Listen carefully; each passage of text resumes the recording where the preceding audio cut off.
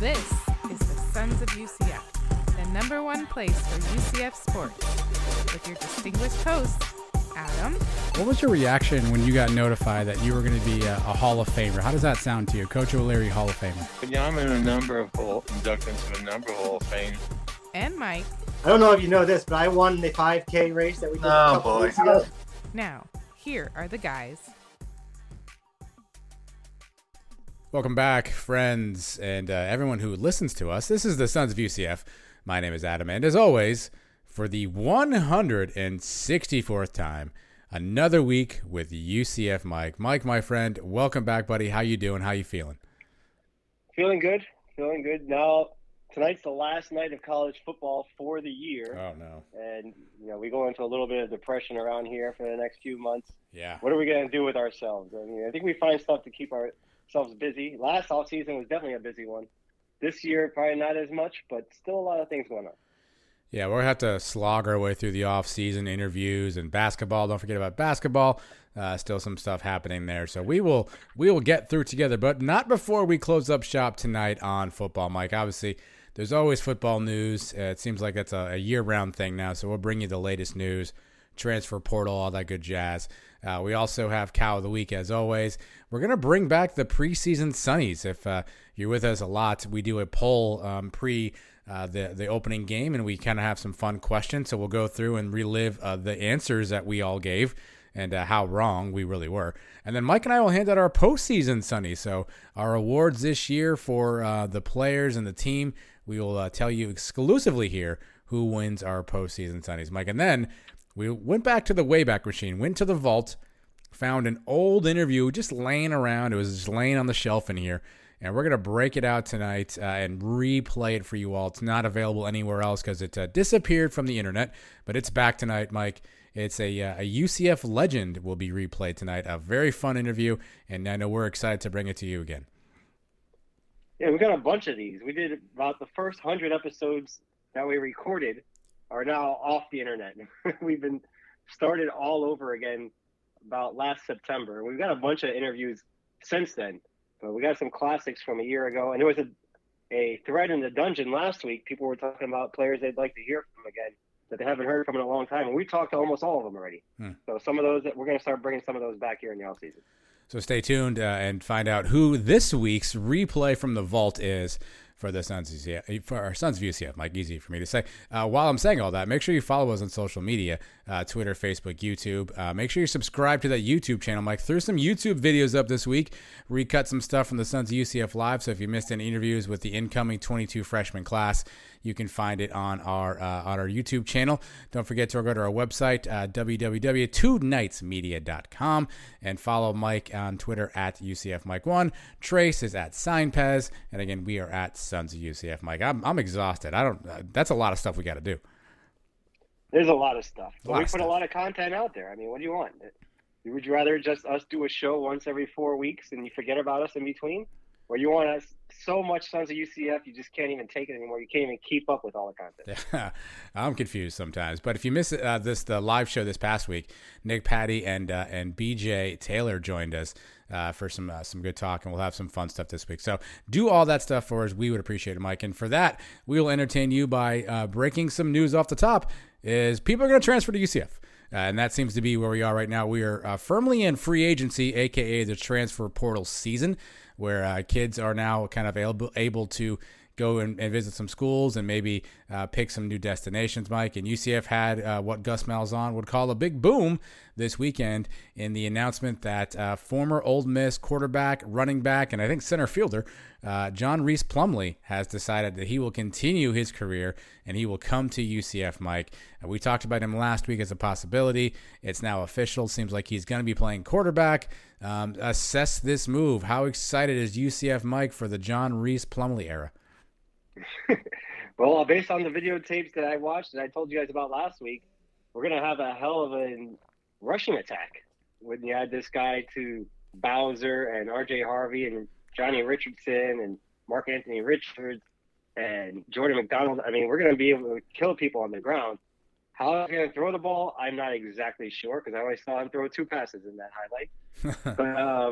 But I'm sure he's got to have a strong arm. If he's a center fielder, you would think he's got a decent arm out there.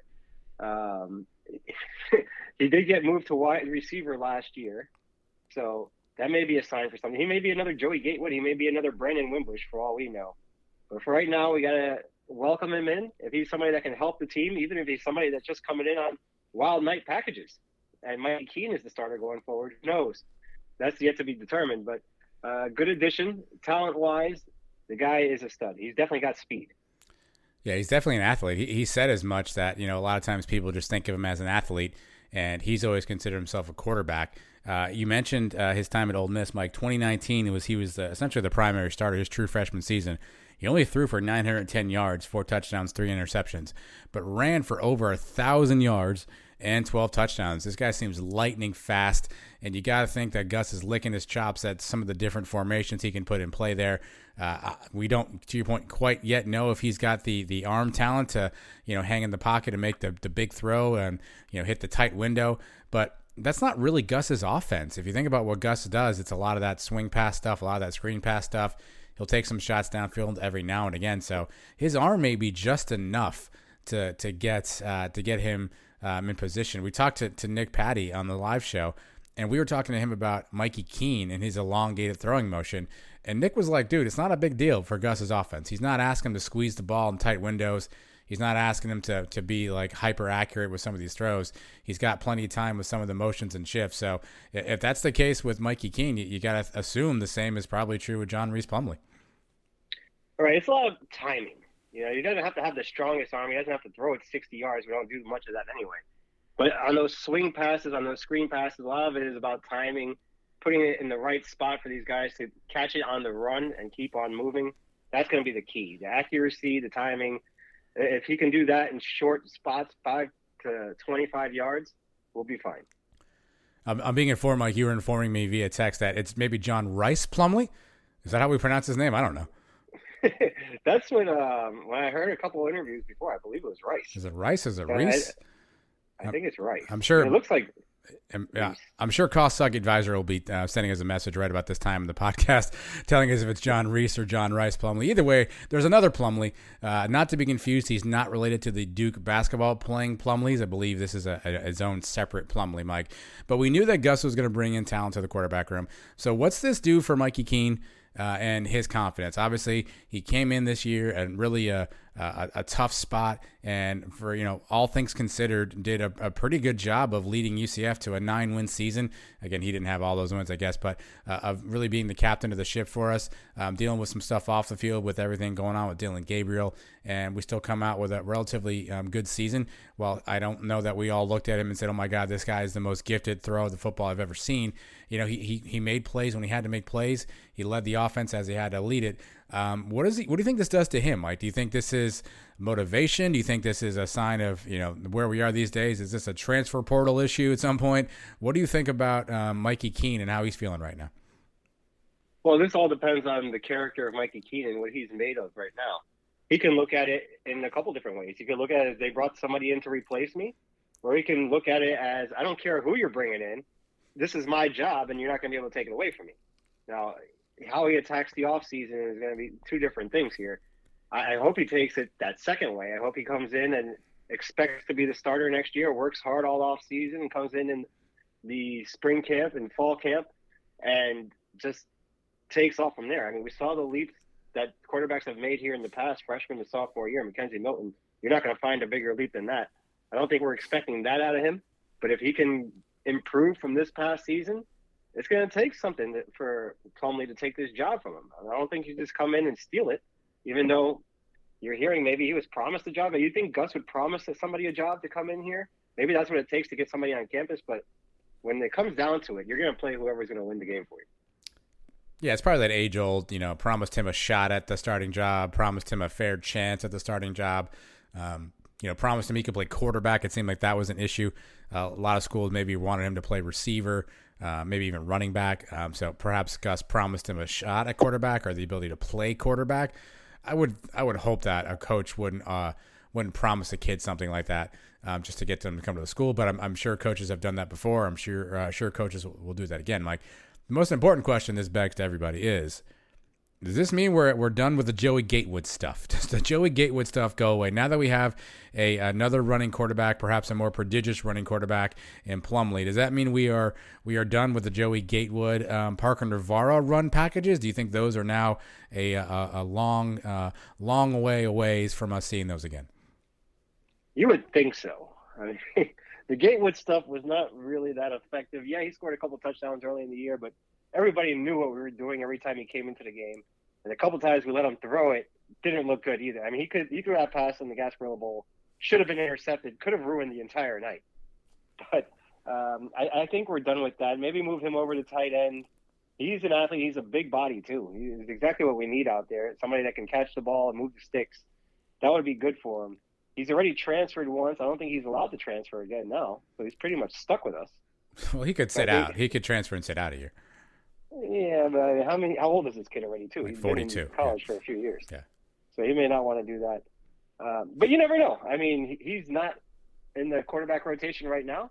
And as we know all too well, it's happened here plenty of times the last few years. You're one play away from everybody moving up a spot. And he may be right back in that quarterback rotation. Something happens to Mikey Keene. Something happens to Plumlee.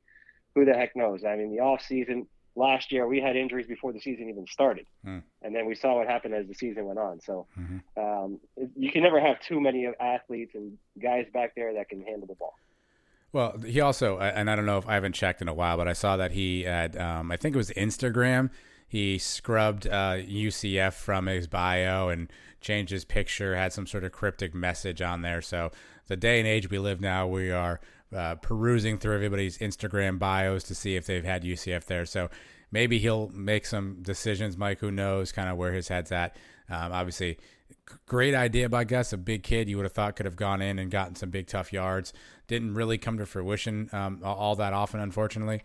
So maybe him and Gus have some decisions to make here in the offseason. Mike, the other thing, quarterback-wise, is don't forget about true freshman Thomas Castellanos, who showed up on campus this week. He is enrolling early, so he's on campus now.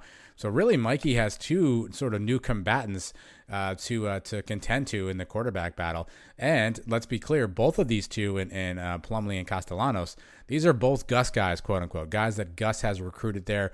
Gus has scouted these guys, and Gus obviously has went after them and got them to UCF. So Mikey might have an uphill battle coming here in the sort of spring and summer, but it's going to be interesting to see the quarterback room, because I think we are in for an interesting, maybe three, I doubt a four-way, but at least a three-man opportunity here to see who's under center when it's all said and done next fall. Well, a couple of years ago, we thought for sure we were bringing in a starting quarterback from Notre Dame, Brandon Wimbush. And a lot of people are assuming Plumlee's going to come in to be the starter.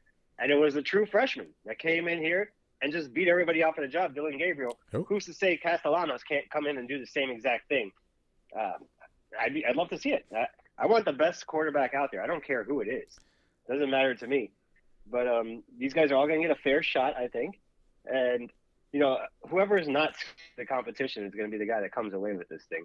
Remember Blake Bortles, when he was here, his freshman year, Jeff Godfrey took over as the freshman quarterback, and he ran with that job. He won the Liberty Bowl. He beats Georgia. He wins a conference championship. It looked like he's going to be the quarterback for the next 4 years. And Blake doesn't get scared. Blake doesn't run away from the competition, sticks around, ends up becoming the starting quarterback himself. And you know the story after that. He becomes the number 3 pick in the NFL draft. So the way things look today on, let's say, January 10th can look 100 times different by the time we start the season, and then by the time we end the season next year, how we're looking at all these guys. It's funny that the parallel you made between that 2019 offseason is actually really interesting, because if you think about that year, Darryl Mack had played well in the championship game, played okay in the Fiesta Bowl, so he was the guy who'd played the year before and kind of came in and spot duty, and we all thought maybe he had a chance, which is the Mikey Keene role. Then we brought in Brandon Wimbush, who we all thought maybe would be the starter, which is the Plumlee role, but it turned out it was the true freshman, like we have now in Thomas Castellanos, which was the Dylan Gabriel role. So the parallels are actually really interesting when you think about it. I hadn't thought about that from the 2019 season, so I guess that's a great point. You never know what's going to happen. The good news is we're continuing to find an infusion of talent to bring into the quarterback room, and you said it perfectly earlier. we had no inclination that we would need to dip into the quarterback room in such depths this year, and obviously we had to. So having more guys laying around that can play the position, definitely a good problem to have. Unfortunately, in today's college football world, it probably means somebody's going to get upset and transfer out, but it's a good problem to have right now to potentially have a good competition, and hopefully these guys push each other and make them better, and ultimately, that'll make UCF better, and that'll make our offense better, and that'll have us go into this national championship game at this time next year. Whatever the case, I just hope at some point next year there's a chance for Mark Daniels to make a call. Maybe he's talking about something serious, and at some point just says, and there's a deep pass down the sideline by Castellanos, and Keith runs it in for 6, and then back to whatever serious thing he was talking about before that. I'm a man of faith, Mike. Yeah. If there aren't any Castellanos jokes in next year, you people are doing it wrong, Mike. But obviously, some of the incoming freshmen were on campus this weekend. They have now officially early enrolled. Castellanos, of course, is one. Colton Boomer is there. Jordan McDonald is there. I think we saw the guy's name escapes me here. One of the linebackers, Nakai Martinez, is there. Grant Stevens is there. So some of the kids are now getting on campus, so they'll get a leg up on Mike. And when they get there, they're going to meet some who they thought may have been, former teammates, but are now current teammates. And that we had announcements this past weekend that 4 super seniors, so these are guys who essentially are taking advantage of that free year they've gotten from COVID. 4 super seniors are going to be returning to UCF, Mike, including running back Isaiah Bowser, long snapper Alex Ward, defensive tackle Anthony Montavo, and offensive lineman Sam Jackson, Mike. So 4 big names coming back, 4 big players last year, 4 guys who played a bunch of snaps, really important guys. How big a deal is this? And who of this mix are you most excited to see come back for one more season? It's a huge deal. They're all taking advantage of the Kalubiali season that they've been given. Yep. And they're all huge in some points. You're talking about offense, defense, and special teams here. Sam Jackson has been a part of this offensive line. He's been a stalwart on this offensive line for the last few years now. To have him come back with experience, that's huge to go along the line. That's basically where games are won and lost. You saw the way we ran the ball down the Gators' throats in the Gasparilla Bowl. Sam Jackson has a huge part in that. Obviously, Bowser had his part in that. We saw the way the offense worked while he was in there, and when he wasn't in, he's a big difference maker. Alex Ward is a guy you don't really think about, but that's a good thing because that means his snaps are right on target. What's the Patrick Manley Award? Yeah, he was up for. Yeah, finalist, one of the best long snappers in the country, and we have a history of that. You go back, Charlie Hewlett's been long snapping in the NFL now for like 50 years. Those guys play a big part of the team, and one bad snap can ruin your season. You do it at the wrong time, you get a punt block, you get a field goal that's missed or whatever because the snap is no good. That could change everything. And then Montalvo is another guy that's been around. You know the name. He's probably not the biggest star on defense, but he's steady. He'll make the tackle when you need him. He's a sound fundamental player. So I like this from all angles. All these guys seem to be great kids. Maybe they're coming back for different reasons. Maybe some of them don't think they're ready for the next level yet. Maybe some of them are just trying to prove that they can stay healthy, like Bowser, for the next season, and prove themselves to the NFL. Either way, it's great to have them all back. They all get an extra year of school. They all get to finish whatever degrees they're working on or work on a master's degree or whatever else they want to do. So good for them. Glad to have them back, and I'm sure Gus loves having all those guys back too. Yeah, I think the headline name here is probably going to be Isaiah Bowser just because of, we saw when he was at his peak, we saw when he was really kind of dominating. The offense was just different with him there. And so he'll probably be the main name. And then I think Sam Jackson's after that. And we are losing a couple guys on the O-line, so having him come back I think is huge. But I think Alex Ward is a really big sort of get back, if you will. He was a guy we learned during his press conference. He had a Senior Bowl invite. He was probably going to get drafted or at least get invited to a camp long snapping. While not the most glamorous thing, if you're good at it, they'll find spots for you in the league. And those guys hold those jobs for 15 years. So Alex Ward potentially was, in line to begin that career and begin that process. and decided to come back. So I think that's a huge one. And no disrespect to the other guys. I think Tyler Paul is our backup long snapper. We've just never seen them in game action. So having Alex Ward back, I think is huge. And Montalvo adds a ton of depth to the D line. And we saw last year how much we needed that depth. He was one who played out of position for a while. He played DN for a bit. So I agree. Those are 4 really nice additions back. I think Bowser is going to get the headlines just because of the potential he has. But I think all 4 are going to play some role next year. And I wouldn't be surprised if we're not talking about their names a bunch next year. Maybe not Alex Ward, because I guess if we're talking about you, Alex Ward, you didn't do something correct. But the other 3 guys are probably going to have their names called a bunch next year, making big plays and hopefully some big memories and some big wins based on their return on the field. You're talking about guys that probably will be the captains of the team next year. Jackson was a captain already this year. I could see Bowser being a captain next year. I could see Montalvo being captain. Ward probably captain of the special teams unit. So good experienced guys that have been here before, guys that have played in big games, guys that understand the rivalry with USF. That's going to be a big game, maybe the final time next year.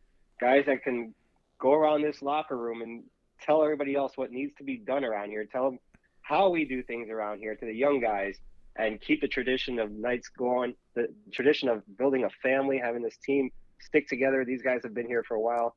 Keep that going. I think it only helps. Well, and that might not be all, Mike. So the way this kind of works transfer portal wise is obviously you can enroll, in classes when the school starts. So UCF's classes started on Monday, so January 10th. Essentially, if you factor in the ad drop period, by the end of this week, any new transfers are going to have to be able to enroll in UCF if they want to essentially get in now and be eligible to start practicing. So we've got a couple days left for some additional booms. There's some scuttlebutt out there, if you will, on maybe an offensive lineman that's giving us a hard look, maybe an announcement on Wednesday there. And we talked last week about a kid by the name of Kobe Hudson. He was a wide receiver, 4-star at Auburn, and he's in the portal now. Rumors are that he was on campus or around, and so maybe there's an option for him as well. So, Gus may not be done with the portal, but again, we've got to wait a little bit here, and we don't have much time. Other schools, this is where maybe something has to be figured out at some point, Mike, because other schools don't start for another week or so. So there's different timelines for every school when they can get in there. So a bit of a time crunch, Mike, but Gus might not be done. If we end up with one more O lineman and one more wide receiver, adding that to what we've already taken back in 2 linebackers, a defensive back, a quarterback now, will that suffice as a win for Gus in the portal? We keep saying that Gus is going to dominate the portal. He keeps saying this is going to be an attractive place for transfers. If this ends up being his overall portal haul, is that a win? I think so. I think he's addressed areas of need. Obviously, linebacker with the loss of Tatum Bethune last week, he answered right back with a couple linebackers. He's filling in the quarterback position. If you tell me he adds another receiver and an offensive lineman, those are 2 positions we talked about that we could never have enough depth. I think that's fine. And then we still have the regular signing day coming up next month where we can round out the roster. And then, this transfer portal never closes. He's still going to have, in the next few months, there's going to be probably another 1 or 2 guys that leave here and a couple more that come here through the portal. So we'll be fine. It'll work itself out. And I mentioned a few weeks ago, one of the biggest transfers of all time that we ever got, Mike Hughes, transferred in about a week before the season started. So it's never too late. Gus is always going to be working the phones. I think he's done a good job so far mixing in the transfers with the early signees, and I think he's going to focus now on closing out this signing day next month. Well, that's a good point too, because the transfer portal doesn't obviously close. It really just depends on when you're able to leave and get into a new school. And in the NFL today, kind of unrelated, Mike, but it's Black Monday, so coaches get fired typically the first Monday after the end of the regular season. 4 openings in the NFL: the Bears, the Vikings, the Dolphins, and the Broncos. If there happens to be any college coaches that are interested in potentially taking those openings, Jim Harbaugh's name is always out there. Ryan Day's name is always out there. That could obviously start the coaching carousel domino again. And as we're seeing all over the country, when the coaching carousel domino starts, then that's when the transfer portal starts to heat up as well from other guys. So there probably will be one more mini wave of guys who want to declare. And I assume Gus, he said he had 10 spots. I'm not great at math, but I don't think we've filled those 10 spots with what we've got in the portal so far. So is he saving that for the second signing day from high school? Is he saving some of those spots for transfers? I know we're allowed to go over a little bit too to replace guys who left, so I'm not exactly sure what the final number will be. But I mean, Gus is still leaving himself options, and I guess you got to give him credit for this, Mike. He seems to be pretty smart at roster management. He seems to have a good grasp on what he needs, and when he loses something, how to go find it someplace else. I'm not saying Heupel wasn't great at that per se, but I think Gus is definitely an upgrade in terms of just roster management so far. Well, he's been around for a long time. He knows exactly the type of players he wants, where he needs them. So I give him credit for that. It was around this time last year where Heupel was still our coach, I believe. Yeah. Right around this time is when he moved to Tennessee. And you mentioned the NFL. There's a team on there that didn't fire their coach, which I don't know what the heck they're thinking, but the Giants should have done another one looking for a new coach. Some of those openings are going to go to some college guys, at least one or two, most likely. And that's going to open up gates everywhere. What happens if Harbaugh leaves? Who's going to coach Michigan? And then who's going to coach the place? Whoever took over, the guy that took the Michigan job, where's he coming from? Mm-hmm. So this thing is not over yet. Yeah. Hopefully Malzahn is not one of these guys that gets out of here. What? That would be crazy. What? No. But we didn't think Heupel was going to be gone at this time last year either. So who the heck knows? Mike. Maybe Luke Fickell leaves Cincinnati for one of these jobs that come open. Who knows? So anything can happen. Still a lot to go on in the next couple of weeks. Yeah, I mean, I feel like this is just going to be kind of the off-season norm these days, with transfer portal essentially becoming the new free agency, and then obviously the coaching carousel stuff, particularly right around the NFL calendar. So that's where we stand now. Again, probably another couple of days of window time left for UCF to ink a couple of these transfer guys. Again, there's some names floating out there that are possibilities, so definitely something to keep an eye on, and I'm sure Gus will continue to work the portal as best he can, Mike. We mentioned basketball quickly. They host Memphis on Wednesday, coming off a brutal loss at home against Temple. Now we welcome Memphis, a team that's been playing better, Mike. We talked to BJ Taylor on Thursday in the live show. He said to get off the ledge. He specifically told you to get off the ledge, Mike. After listening to BJ again, after having some days to think about it, how close to the ledge are you still? Have you backed away from the ledge, or you still got some major concerns as we await the game at home versus Memphis? I think it was a little overblown. I don't think I was ever on the ledge. BJ said you're on the ledge. What do you want to do? I didn't even say that Johnny was on the hot seat, but I did not like the way last week went. Remember on this show last week, I told you I'll check back with me in a week and I'll let you know how I'm feeling. Not as good as I felt last week. Last week I still felt fine, even after the SMU loss, which was on the road coming off a big win. This loss to Temple was almost as bad as you get loss. How often do you see in the last minute of the game, we were down 4, came storming back, 8 straight points, go up by 4 with about 20 seconds. You think it's over, and we end up losing, by 4, I think. Just as ugly as it gets, it kind of reminded you of last season, games that we let slip away. One of them was against Temple on the road last year that we blew in similar fashion. The games against Wichita were 1-point games that we just found ways to lose, and that's what this game reminded me of. It was on its way to be an ugly win, and I would have taken it, but the way it turned out with a loss, now 2 in a row, now facing a tougher team in Memphis, this is not going to be easy. You're looking at you lose this one, that's 3 in a row. That's called a losing streak. We don't want that around here. Memphis is going to be a tough one to break it against, and then you get the Cows coming up after that. We got to start turning this thing back around in the other direction if we want any chance of the big dance later this year. Yeah, Memphis coming into the game 9-5, Mike. They've had kind of an up and down year, but they have a boatload of talent. They're on a 3-game winning streak. They massacred Wichita State on New Year's Day, took care of Tulsa, and then beat Cincinnati this past weekend. So they're coming in on a bit of a hot streak, but they had a rough stretch earlier in the year. Early December, they lost 4 in a row. I think it was Iowa State, Georgia, Ole Miss, and Murray State. So they're kind of on the rebound. But we're about to find out really quickly what kind of team that we have. Is this a team that can bounce back after a couple of really tough losses?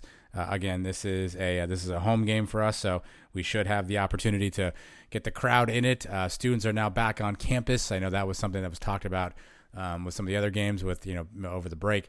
Students back. We'll see what kind of team we have. I mean, they talked about needing to get tougher, needing to win games.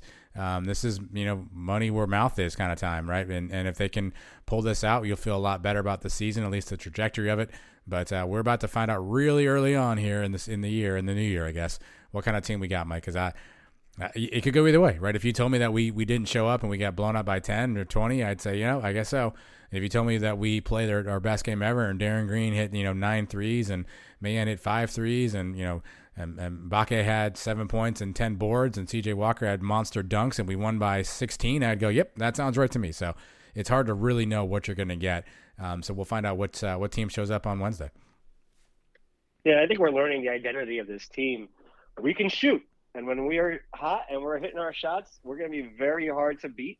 When we're on the run, fast break type offense, we're going to be hard to beat. If teams can slow us down and put us in a half court and we're missing our threes, we're not that hard of a team. Yeah. The defense is there sometimes, but sometimes in the middle we get eaten alive too. So we're going to live and die by the threes. And if we're hot and Memphis comes in, there's no way they can stop us. That's the beauty of having all these different shooters that we have. We don't just have one guy that can shoot. We have a few. And we got guys that can do it different ways. So we're going to find out. But the identity of this team is starting to come to light a little bit. I wish it was more defense-oriented. That's the way Johnny's teams typically were his first few years. We were known for defense. And we were a little stronger in a half-court offense. Not as much this year. It's a little more entertaining. I'll give you that. It's a faster-paced offense, but I'm all about the wins. So show me some wins. I don't care how we do it. Yeah, I mean, we thought this team's versatility would be its hallmark, and so far, we've Tony Johnson and Sean Mobley are kind of MIA right now. They're not with the team, according to Dawkins. Dre Fuller hasn't been getting a lot of minutes, so he hasn't played as much. So this is starting to get interesting as the season wanes on. So Wednesday will give us a big look at where we are as a basketball program leading into the heart of the American Conference schedule. Mike, real quick before we go to break here, I did want to have a quick update, quick announcement. We've been doing the College Football Bowl Pick'em Challenge situation on ESPN.com. And we've been tracking all season long. As Mike mentioned, the final game of the season is being played while he and I are speaking right now, Georgia and Alabama. And so with only one game remaining, Mike, I can exclusively reveal now the winner of the Sons of UCF College Bowl bracket pick'em challenge situation. Are you prepared? Are you ready, Mike? Do we have a drum roll? Do you want to do a little drum roll for us? All right. Look at that. All right. The winner is Cabo Wabo was the guy's screen name. He went 28-9. And I am proud to let you know I've connected with Cabo Wabo. His real name is Jacob Volbacher, and he has messaged us. So, Jacob, you are the winner of the Sons of UCF Bowl Challenge. I have a fantastic prize. You already gave me your address, so as soon as I get off my lazy ass, I will send you your winning prize, and hopefully you can post it on social media or something and let everyone know what you got. But thanks to everybody who played. Big congratulations to Jacob, who comes out the big winner, Mike. He pretty much ran away with this thing. I mean, there are some other guys at 25 wins, but Jacob with his 28, I mean, that's damn impressive. I don't know who he picked tonight. I haven't looked yet, but he could legit go with only a single-digit losses. It's probably hard to do, I think. 28-9. If he wins this one, 29-9, 20 games over 500. That is very impressive. Yeah. I wonder how much this guy actually knows about these teams. Did he do any studying? Did he really examine it? Or did he just kind of, scroll down and just pick them as he went? He just got lucky. Who the heck knows? But good job out of him. I wish he would have put $100 on each one of these games. He'd be sitting pretty right now. He would be sitting pretty, yeah. I invited him to come on and talk to us, so maybe we'll get that set up, Mike, at some point. But a couple other notables, Mike. You finished in 46th place, tied 46th place. You were 18-19. I don't know who you picked tonight. I finished in 60th place, 16-21. Not a good spell for the actual Suns, but again, big congrats to Jacob. He's your big winner. Jacob, we'll get your prize out to you right away. We appreciate you guys playing, everyone having a good time with us, and hopefully we'll get a chance to do some of that stuff next year, Mike. Let's take a pause, and when we unpause, we'll go over our Sonnies. We'll go over our our last off season, the preseason Sonnies, and tell you what we said and where we are now. And then we'll give out our Sonnies for this season, the 2021 Sonnies. These are exciting times, Mike. You're not going to want to go anywhere. Mike, you stay here too, okay? Nobody else go anywhere. We're going to be right back after this.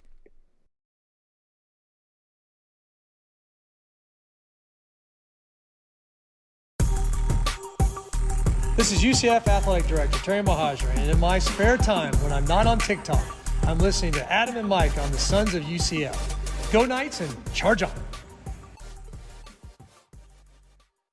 We are back with the Sonnies, Mike. This is a tradition unlike any other. We hand out our awards, and we do a couple different things around here. Before a season starts, we will send out some polls, some information, and we'll kind of get you guys to vote on a few things, kind of more prop bets, things like that. And then we'll also talk about key players and all that stuff. I can't find those results, so we're just going to focus on the prop bets, Mike. I don't even know if you remember. Yeah, don't worry about all that. I don't even know if you remember some of these questions, Mike. They were. It feels like it was so long ago, but we have the prop questions here. So I'm going to read through these. And these were the results. These are the ways that you all answered these questions, Mike. So the first one was, who is the first quarterback not named Dylan Gabriel to take a snap in 2021? 50% of the audience said Mikey Keene, which I believe was actually the correct answer. I think he got in at some garbage time early on. 43% said Quadri Jones, who did not take a single snap. I don't think a quarterback this year. Or maybe he did. Oh, yeah, he did. I'm just kidding. I lied. And Parker Navarro had 6%. So Mikey Keene was the answer. Turns out Mikey Keene was the correct answer. Yeah, he got more than we actually thought he would before the season started. We thought maybe just garbage time, mop-up duty early in the season, late in the year. Maybe the UConn game, he'd get to play a half. But he got to start a bunch of games this year and took us all the way down to the end and beat the Gators. So good for him. I guess Joey Gatewood wasn't even on an option in that. He was not. No, he was not.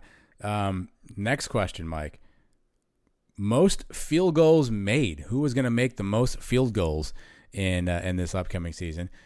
Riker Casey. 53% of the audience thought Riker Casey, who I don't believe we saw on the field at all.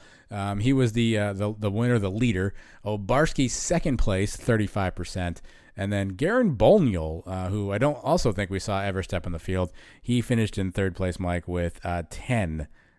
So 53% of you thought that Riker Casey would actually be the one who would be kicking the most field goals. Well, nobody had a lot of confidence in Obarski coming off last year, and then the video in the preseason of Gus telling him that he's going to go for it on fourth down all the time because of him. That really changed people's minds, thinking that he wasn't going to even play. He wasn't going to be the starting kicker. Turns out he kicked every kick for us this season. So we were all wrong. I guess maybe we panicked a little bit. He wasn't great, just kind of makes you wonder how good these other guys are or how bad they are. But Obarski made the kicks when he needed to. I don't think he cost us any games because he missed a kick or kicked any kickoffs out of bounds that were big penalties that I can remember this year. So an improvement over the first couple of years out of him, I think. Yeah, I think he's just about a little over 50% on his field goals this year. So from that standpoint, he did, I guess okay. To your point, he didn't cost us any. He made some more games interesting with a couple of misses. But we'll see. I mean, again, Riker Casey is supposed to have a great leg. We know Colton Boomer's coming in, and he's supposed to have another great kicking leg. So we'll see if that competition heats up again in the offseason, Mike. The next question we asked, which UCF Knight would have the longest reception? So the actual longest reception in yards, Mike. And the answers broke down as follows. Jalen Robinson had 53% of the vote. Ryan O'Keefe had 43% of the vote. And Amari Johnson had 3% of the vote. Mike, do you actually know what the right answer is here? Do you know off the top of your head? Longest reception Yep. this year? I should know it, right? Is it an obvious play that I'm not thinking of right now? Yes. Is it O'Keefe? One of these O'Keefe ones? Well, you've got O'Keefe correct. That is correct. Do you remember which one it is, though? Is it the touchdown in the Gasparilla Bowl? It must be. It's a 54-yarder is what's credited here. So I believe that was a 54-yarder. So O'Keefe has the longest longest reception on the year, 54 yards. Brandon Johnson had a 50-yarder at some point in time. Johnny Richardson had a 49-yarder, and Jalen Robinson had a 47-yarder. So Ryan O'Keefe, again, 43% of you had that up. He came in first place. So congratulations. I don't know. I was asking before the Gasparilla Bowl, what would be the play that would crack the all-time, greatest plays list that we came up with last March, the bracket pool, and that was the one. That was the 54-yard touchdown, the signature play of the season. And it took us all the way to the last game to get that long reception. Would you say the longest was before that? Who had the longest one? 40-something yarder? Brandon Johnson had a 50. 50 yards. You remember what game that was? I have no idea. I don't remember. No. So this is the biggest play of the year, and O'Keefe pulled it out again. He had the longest reception last year too. It was like 97 yards. 93, I believe. Yeah. So back-to-back years, Jalen Robinson was the front runner there, and of course didn't play as much this year. He came in third place there, Mike. Next question. It was a yes/no. Will UCF have a special teams touchdown in this upcoming season? 84% of you said yes. 15% of you said no. We've been waiting on this for years now. And it's been since Otis took back the punt against Pittsburgh. We haven't had a kick return. We haven't had a punt return. We haven't had a block field goal that the defense has run in on special teams for a touchdown, anything like that. So we figured we were due coming into this year, and I guess we got to wait another season for it. We didn't get one this year. I guess so. Yeah, I mean, we had a couple of hope, I guess. I mean, Johnny Richardson had a couple of nice returns. We know O'Keefe's back there. So you thought maybe we liked Amari Johnson as the punt returner, although he kind of got swapped in and out with Titus. So we didn't see as much back there. We liked him potentially being one of those guys who just makes kind of a crazy live wire type play. But we did not get our return this year, Mike. So we didn't even get a blocked punt. We didn't get a blocked field goal. I said any special team touchdown. I would have taken anything. We desperately need some of those plays in that third phase of the game. We have not seen them in a while for UCF. Hopefully next year changes all that around, Mike. I think the closest we came may have been the Obarski fake field goal that he ended up getting knocked out of bounds against Navy. Did he get to like the 12-yard line or something? Something like that, yeah. He took a nice hit there. A little juke move on him. Maybe he's gonna move positions, and Colton Boomer will be the full-time kicker next year. And one that was a hotly debated one. It was a hotly contested one, Mike. Would tight ends have more than 24.5 catches on the season? So basically, you needed 25 catches out of your tight ends for this upcoming season, Mike. The over was 59%. 59% of you thought we'd have those 25 catches. The under was obviously 40%, Mike. Do you know which one hit? I'm pretty sure it was the under. I think Holler was probably the only tight end to catch a pass, because I don't think Hescock caught any. Maybe Browder caught a pass. I think he dropped a couple of touchdowns. So I don't even know what we finished with. I don't even think it was 20, though, right? All right, well, here's what I know. The under is correct. We did not get to 25 receptions. Alec Holler is the only tight end credited with a reception this year. There is no reception from Jay Hescock, no from Charlie Browder. And the total number of receptions by tight ends, a.k.a. Alec Holler, was 19. So we just missed it. Hescock catches a couple more of those. Maybe we get into that 25 range, but unfortunately, less than 25 catches out of the tight end, Mike. That's something that's got to change at some point, right? I mean, I'm not saying I want, 40 balls a game going to tight ends, but we've got to figure out a way to get some more weapons involved. I get, Holler is not maybe the fastest guy in the world, and Hescock obviously wasn't necessarily the smoothest catching the ball. We have Grant Stevens coming in as a true freshman. Obviously, we lost Charlie Browder as well. We have Jordan Davis, Gabe Davis's brother. We got at some point figure out a way to work the tight ends in, no? Yeah, and we saw some of that out of Holler, especially in the second half of this year. He looked like he was a pretty good option there. Had some pretty big catches. He ran over a Gator in the Gasparilla Bowl, looked good.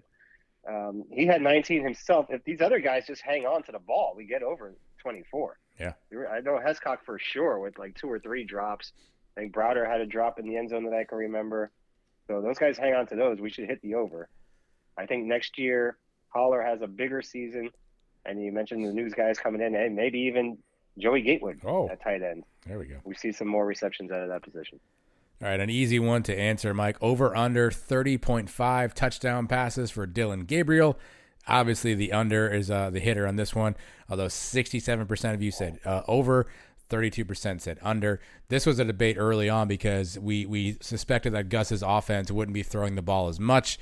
And so this was kind of Dillon's average for his previous 2 seasons. Curious if we thought we would get anywhere near that. Turns out we did not with the injury. He did throw 9 touchdown passes, Mike, but obviously the under hit there.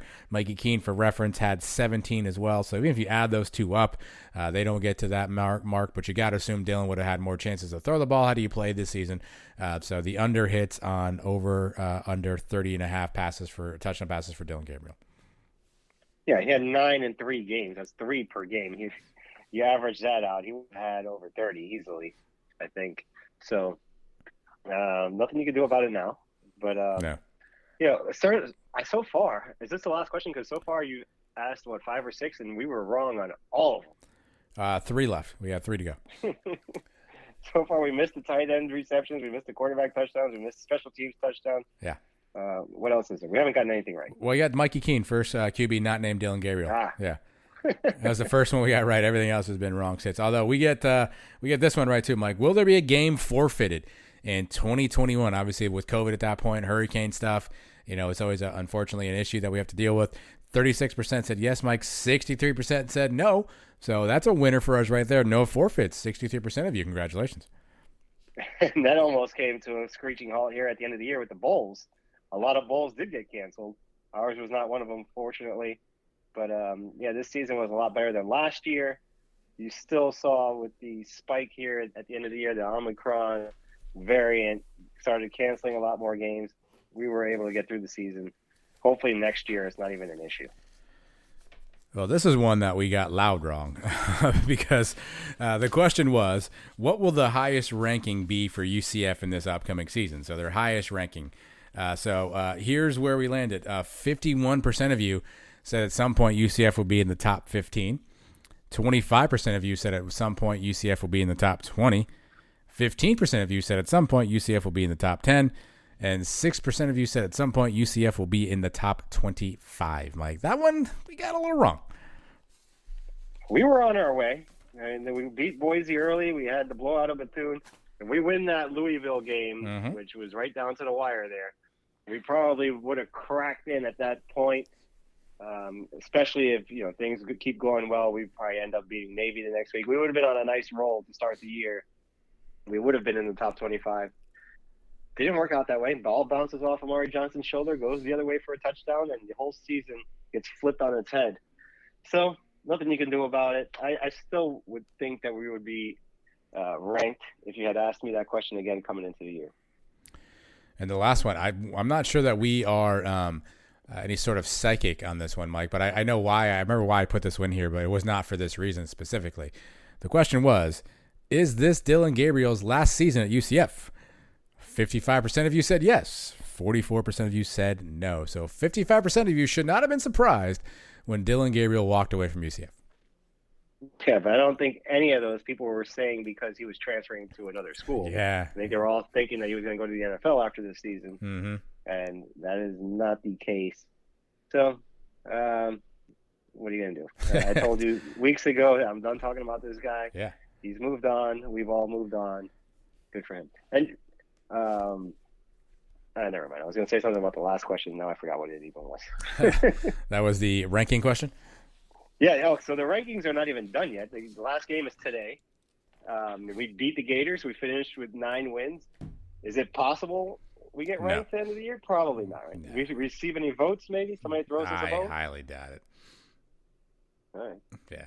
Well, I asked.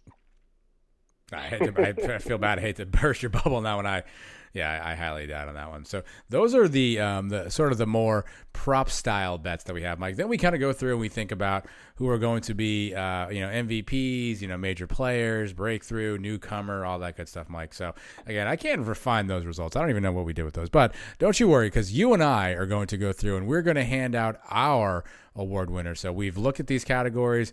We have decided who we think the winners should be in each of these, and we're going to go through now and award our postseason Sonnies, our 2021 official Sonnies. I wish I had some great music or imaging here to play. I don't. So we're just going to go right into it, Mike. I think we were going to be, and I'm curious to see where you and I align on this, and I'm curious to see where people would also vote as well. So you can vote at home, out loud in your head, or whatever you want to do as we're talking through these, Mike. Offensive MVP, I feel like you and I are going to be in the same page here.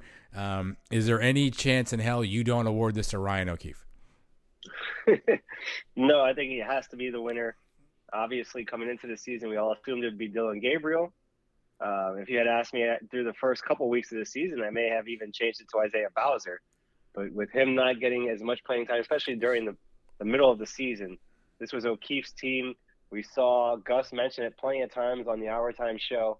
This guy's a playmaker. We have to find a way to get him as many touches as possible. He went out of his way in the Gasparilla Bowl to make sure he got the ball in his hands about 15 times. He did it all, receiving, even rushing the ball himself. So I think O'Keefe had that season where he was the best player on offense consistently throughout the whole season. Well, it's unanimous. Ryan O'Keefe is the offensive MVP, the winner of the Offensive Sonny Award, Mike. He had 84 receptions, 812 yards, 7 TDs. Also had 274 rushing yards and a rushing TD as well. He also threw a TD pass. He was a guy that was just all over the place. I mean, he made a ton of plays for UCF. I mean, the offense was literally him, to your point. He was getting targeted on, 10, 15 times a game, particularly with all the injuries. I literally don't know where UCF's season would be without him.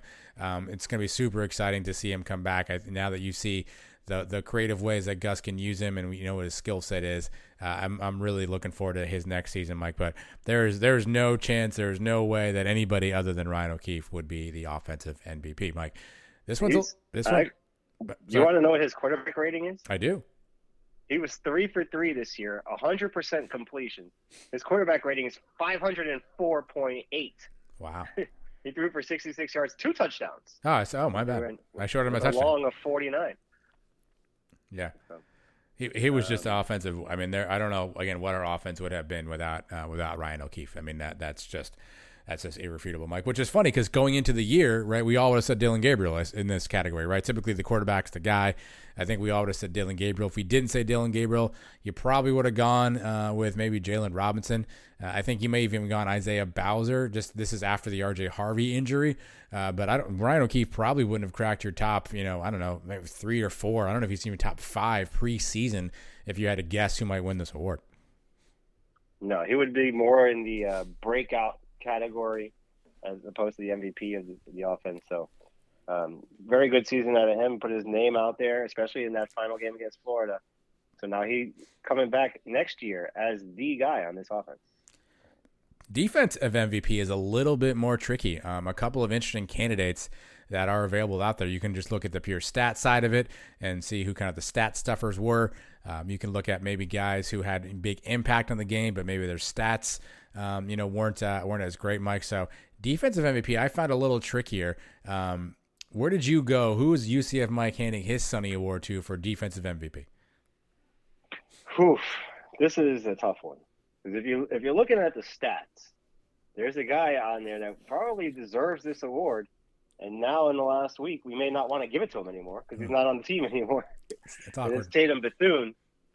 108 tackles he had, 5.5 tackles for loss, a couple sacks, a couple interceptions.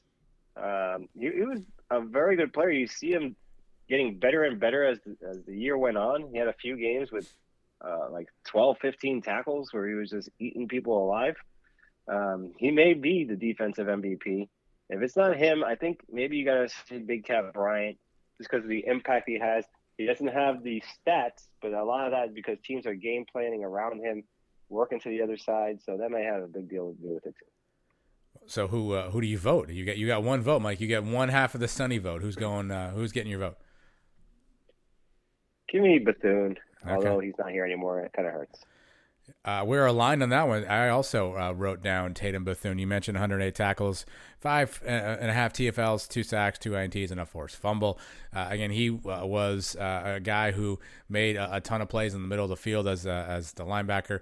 Obviously, he dealt with some injury stuff. He dealt with some guys being out, and he was just consistent all year long. Definitely sucks to not have him in on the team next year. Hopefully we'll find ways to replace that productivity. It's going to be really hard. But, you got to give the kid his credit for this past season. Like 108 tackles, that's pretty damn special anytime you get over 100 tackles. He was definitely a beast out there. So maybe we don't send him the award because I don't have the address there at the Florida State place. So maybe he doesn't get the actual award, but we'll give it to him in spirit. How's that?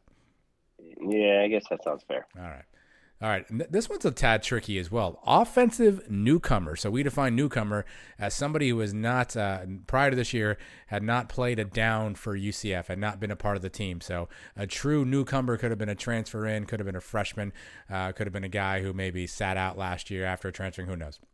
So newcomer of the year, a couple of options. Mike, Brandon Johnson's name could have been out there.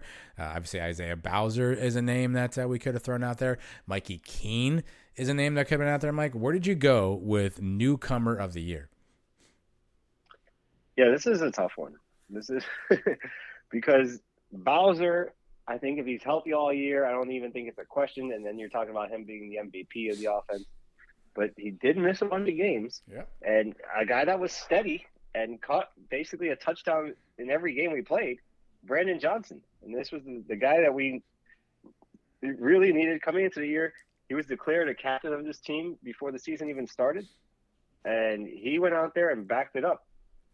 565 yards receiving, averaged 14 yards a catch, 11 touchdowns. And that's the thing that really gets me, putting points on the board every week. It's not like he had 4 touchdowns in week 1 and then kind of you forgot about him for a month. No, he was steady, almost a touchdown every game, and some big moments too. The touchdown against Boise early in the year was a big one. So I think I'm going to give it to Brandon Johnson for this one. I wrote down Isaiah Bowser, 709 4 yards, on the ground, 9 touchdowns, and I wrote it down specifically because in my mind we don't beat Boise State and we don't beat Florida specifically without Isaiah Bowser. I mean, in my head, the way he played in both those two games specifically, we don't win those two games without Isaiah Bowser. That's not to say that we would win games without Brandon Johnson, but we don't win those two games without Isaiah Bowser. So the amount of impact he had when he was on the field, I think was by and large greater than anybody else in this category. However, to your point, he wasn't on the field all that much.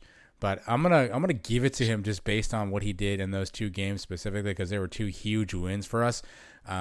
So Bowser is gonna get my newcomer of the year award. Actually, Brandon was on there, but Mikey Keene, are we overlooking Mikey? I mean, he's a newcomer, 17 touchdown passes as a true freshman, 9 INTs. Led UCF to a handful of wins. Are we overlooking Mikey Keene? I thought he was gonna be maybe the obvious choice for this category. I guess that is an option. He did keep the ship afloat throughout the season. If he beats Navy in his first start, I think maybe I'm looking a little more favorably towards him. I know it's not all his fault in that game, but that one kind of put him behind the 8 ball a little bit. Bowser, I mean, you're right. Those 2 wins against Boise and Florida, those were the biggest games of the season, both of them. And we don't win either one without him, so I can see a case to be made for him. Mikey, for as good as he was, he didn't have any games where he just put the team on his back and carried us to victory. He did what he had to do. Didn't lose the games for us. He kept us in the right side of the ball, but didn't do anything spectacular to say, oh, man, this guy is the future quarterback for us. So I'll give it to Brandon Johnson. I can accept the Bowser getting the award too. All right. So we have a split vote for the Sonny for offensive newcomer, Mike. Defensive newcomer of the year, again, same kind of concept. The names you could consider in this one are Big Cat Brian, of course. Bryson Armstrong could be a guy. Ricky Barber could have been a guy. Those are all guys that came in and were quote-unquote newcomers, Mike. So that's kind of the potential options you have for defensive newcomer. You had a vote. You have an award. You have a trophy you can hand out. Who's going to get the Sonny for defensive newcomer from you? Yeah, let's go with Elgato Grande. Yeah. I mean, the guy came in with a lot of hype this year. We were expecting him to come in and probably get a sack on every single play, the way we hyped him up, or at least a tackle on every play. Obviously, it wasn't that, but he was very good. He was very good. He got a lot of pressure on quarterbacks. He still ended up with 6 sacks. That started to tally up a little bit more towards the end of the year. some quarterback hurries, hits on the quarterback. And like I mentioned before, teams were just running away from him. They knew where he was going to be lined up, and they game planned to go the other way.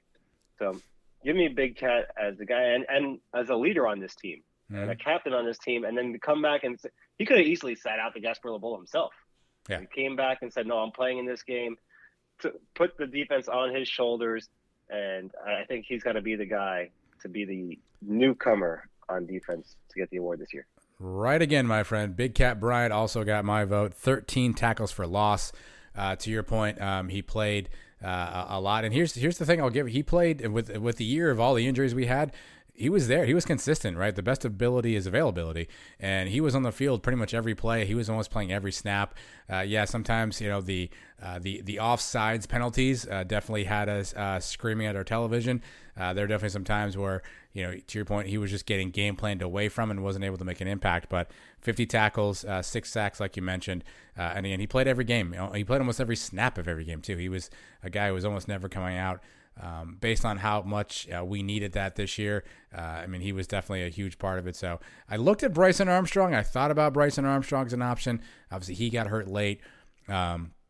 He was a bit of a compiler. He had like 3,700 tackles in the Navy game, which kind of skews his stats a little bit. But I think Big Cat is the clear and an obvious choice, Mike. This is a tough one to hand out. Special teams MVP. Again, we didn't have any returns. We didn't have any touchdowns scored. We talked about Obarski, 57% on field goals. Osteen, obviously, as a punter, he had his ups and downs, a couple of Shankapata misses here and there. And then we talked about Alex Ward previously. The ball gets back to everybody based on what Alex Ward does. Johnny, Titus, Amari, Ryan on the return game. A lot of options in this one. A deep category, Mike. Who's your MVP special teams?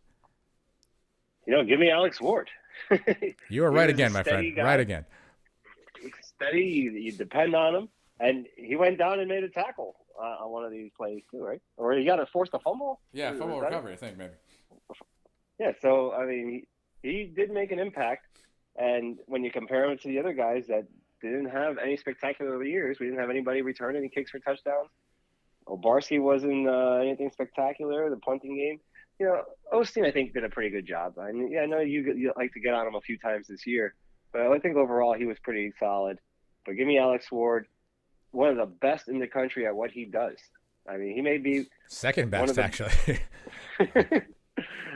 For guys on our team, who is best at their job on this team, he may be right up there. Yeah, he was my winner as well. And I actually really liked in the Our Time series, I had never even considered this as a thing. He was charting his practice snaps, and he was placing an X on like a picture of a dummy to see kind of where his target was, where he was hitting on his snaps.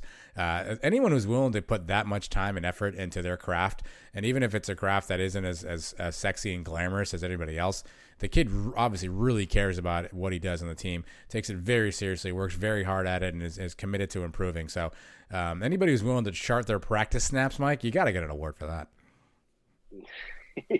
Yep, and you appreciate what these guys go through. You think special teams guys during practice they're not doing anything, they're trying to goof it off, and that's not the case with Alex Ward. And I guess you don't become one of the best in the country if you're doing things like that. So. Second best. He's got to be the leader, the preseason favorite for the Manley Award. He's got to be like 2-1. What are the odds right now? Yeah, early preseason favorite. He has to be. I think maybe we put some money on that next year. He should run away with that one. If there are betting odds on that, we've got to get in there. We've got to get like a GoFundMe or something. We all pitch in a couple bucks. We'll split the winnings. There's got to be some sort of somebody will take our money on that, right? If there are people betting on the Patrick Manley Award, yeah, this country is going to hell in a handbasket. All right. Something is wrong with America if that's the case. Okay, you might be wrong. Now it's 2 fun categories, Mike. These are kind of hard to really determine, but it is the offensive breakthrough category. So this may be a guy who's been on the team, maybe he's played a little bit, but just hadn't had an opportunity to maybe get a lot of snaps, a lot of reps, maybe was injured part of the year or last year or something like that. So your breakthrough category, Mike, offensive breakthrough, Sonny, in your opinion, goes to who? Well, this one was one maybe you could have given it to Ryan O'Keefe, a guy that maybe last year wasn't, as dynamic. We saw flashes out of him, but didn't light it up for the whole season. You saw the season he had this year. But yeah, I'm going to go with this may have been my pick to start the season. Johnny Richardson. Oh, you're right again. Look at you. You're a smart Johnny man, Mike. Richardson Smart man. led the team in rushing, 750 yards, 733 total. He let 17 yards lost in there, but averaged 7 yards a carry, only 3 touchdowns, but really kept the running back room alive. Once Bowser went out, you saw him and Richards come in and handle the load, and it was mostly Richardson coming in, and you see the spark this guy has. I think he's a great compliment to Bowser. I don't know if he's what you call a bell cow running back, somebody that can go in there for 3 downs. I don't think he's big enough to do that, but he's definitely stepped up when his name was called and had a very good season. I think next year, him and Bowser healthy together, I think they could both get over 1,000 yards. If we can just get dude some longer cleats, we'd be in a much better spot because he might have had a couple of plays. Mike, you mentioned 733 yards rushing, 226 yards receiving, 301 return yards, 4 total touchdowns. Again, it could have been 6 if the guy could get some spikes on him. So I think he came in and we needed him to step up after Bowser got hurt. And for a kid who didn't play a ton last year, got in the doghouse after a fumble on special teams at Tulsa and really was MIA after that under the Heupel regime. I mean, he was for a while the running game. I mean, it was him and Trillian Coles, and Mark Anthony Richards at times really kind of making things happen. So I'm hoping for big things out of him next year. The running back room is going to be so deep, it's going to be kind of silly how many options we have. You think about R.J. Harvey coming back, adding in Jordan McDonald. So touches next year in that running back spot could be a challenge, but I think he definitely showed what his skill set is this year. And I think you were correct, Mike. The breakthrough Sonny, Johnny Richardson. Good call. Yeah, I really look forward to watching this kid develop the next couple of years too. He was one of my favorites watching his film as a high school recruit, and you can see the talent is there. And maybe next year he puts it all together and really has an even more of a breakout season. Defensive breakout was also interesting. I think there's a name that you probably would think of top of mind that maybe runs away with this, Mike, but a couple different options out there as well. Breakthrough on defense is a tough one, and I got my. I don't know if I'm going to have the right answer on this one. I think I'm going to have a unique one that most might not have. Mike, what do you have for defensive breakthrough? Well, for me, the guy that made a big impact, and a lot of it maybe was not even completely positive, but his name was heard a lot with, 83 total tackles. Yeah, that's where Quadric Bullard. Yep. Quadric Bullard, a couple of sacks himself. And, of course, the big hit on Gus Malzahn. This is probably the play that everybody remembers him most for. But on the field, he had himself a pretty good season, too. Yeah, we were talking about him before that, of how he seemed to be all over the place. He heard his name a lot during the games, and then obviously with the Gus thing. But I think he stepped up this year and really had himself a nice season. Yeah, I thought that might be where you go, and I looked at that one too because obviously the stats pop out there. But I went somewhere that the stats don't maybe show the full story of how good I think this guy played this year, and I've been I think the only member of this guy's fan club. Devontae Brown, cornerback, is who I'm going to give the defensive breakthrough to. 33 tackles, Mike, 2 tackles for loss, 1 sack, 1 INT, but 12 passes defended. That's almost double the next closest guy in UCF. He's a name we didn't call his name all that often, and I don't know if that's because they didn't throw his side or he just wasn't very good. But I'm going to go with Devontae Brown because I think he really showed up that one side of the field. And even though the stats may not pop off the paper at you, I'm going to go with Devontae Brown. Yeah, I think the second half of the year, he really put up most of those stats. Maybe you didn't hear as much about him early in the year, but he really started coming on here late. Very good season towards the end. Another guy you're looking forward to make that leap next year. And this whole secondary, really, growing together. We've mentioned it a few times, how they remind us of that 2011 secondary that was very young at the time and had some growing pains. But by the time they got to 2013 and the Fiesta Bowl season, they really put it all together. I think this group can do that. The guys we just mentioned, Bullard and Brown, and you add in Hodges, and then the guys that are coming in this recruiting class, I think the secondary is going to be very good for the next few years. Devod Wilson, Corey Thornton, Nakai Martinez, the Henderson twins, Jarvis Ware, the transfer who tore his ACL, never even stepped on the field. and he was supposed to be a starter at corner. So you'd hope that back secondary part will definitely be deep, Mike. But I should have also mentioned, shame on me, that the Breakthrough Awards should be known as the Marlon Williams Breakout Player of the Year Award. That's typically how we look at that, Mike. Those are the Sonnies. So congrats to all the winners out there: O'Keefe, Tatum, Bethune, Bowser, Brandon Johnson, Big Cat, Alex Ward, Johnny Richardson, Quadric Bullard, and Devontae Brown on winning some prestigious hardware. There's actually no hardware, but if any of you want to come on the show and talk to us, I'll find something to give you as your award, Mike. So those are the Sonnies, and that's where we are. We'll do that again as we get closer to the next season. It's always a good time to look back at what we got right, what we got wrong, and how foolish we really were before the season starts, Mike. But don't be foolish if you're a guy out there, Mike. And I'm talking to one guy in particular right now. You know who I'm talking to, Mike? No, you got me on this one. Okay, I'm talking to Mackenzie Milton. You know why I'm talking to Mackenzie Milton, Mike? Why is that? He got engaged. Did he really? He did. Got engaged, locked it down. No, this was last weekend, I think. Last weekend. Oh, wow, I didn't hear about this at all. Got engaged, locked it down. Very nice ring. Got the engagement set, Mike. And I think you and I are in position to help Mackenzie out here, because after engagement, you're gonna want to do a couple things, Mike. First, you maybe send out an announcement card, maybe one of those little save the date deals.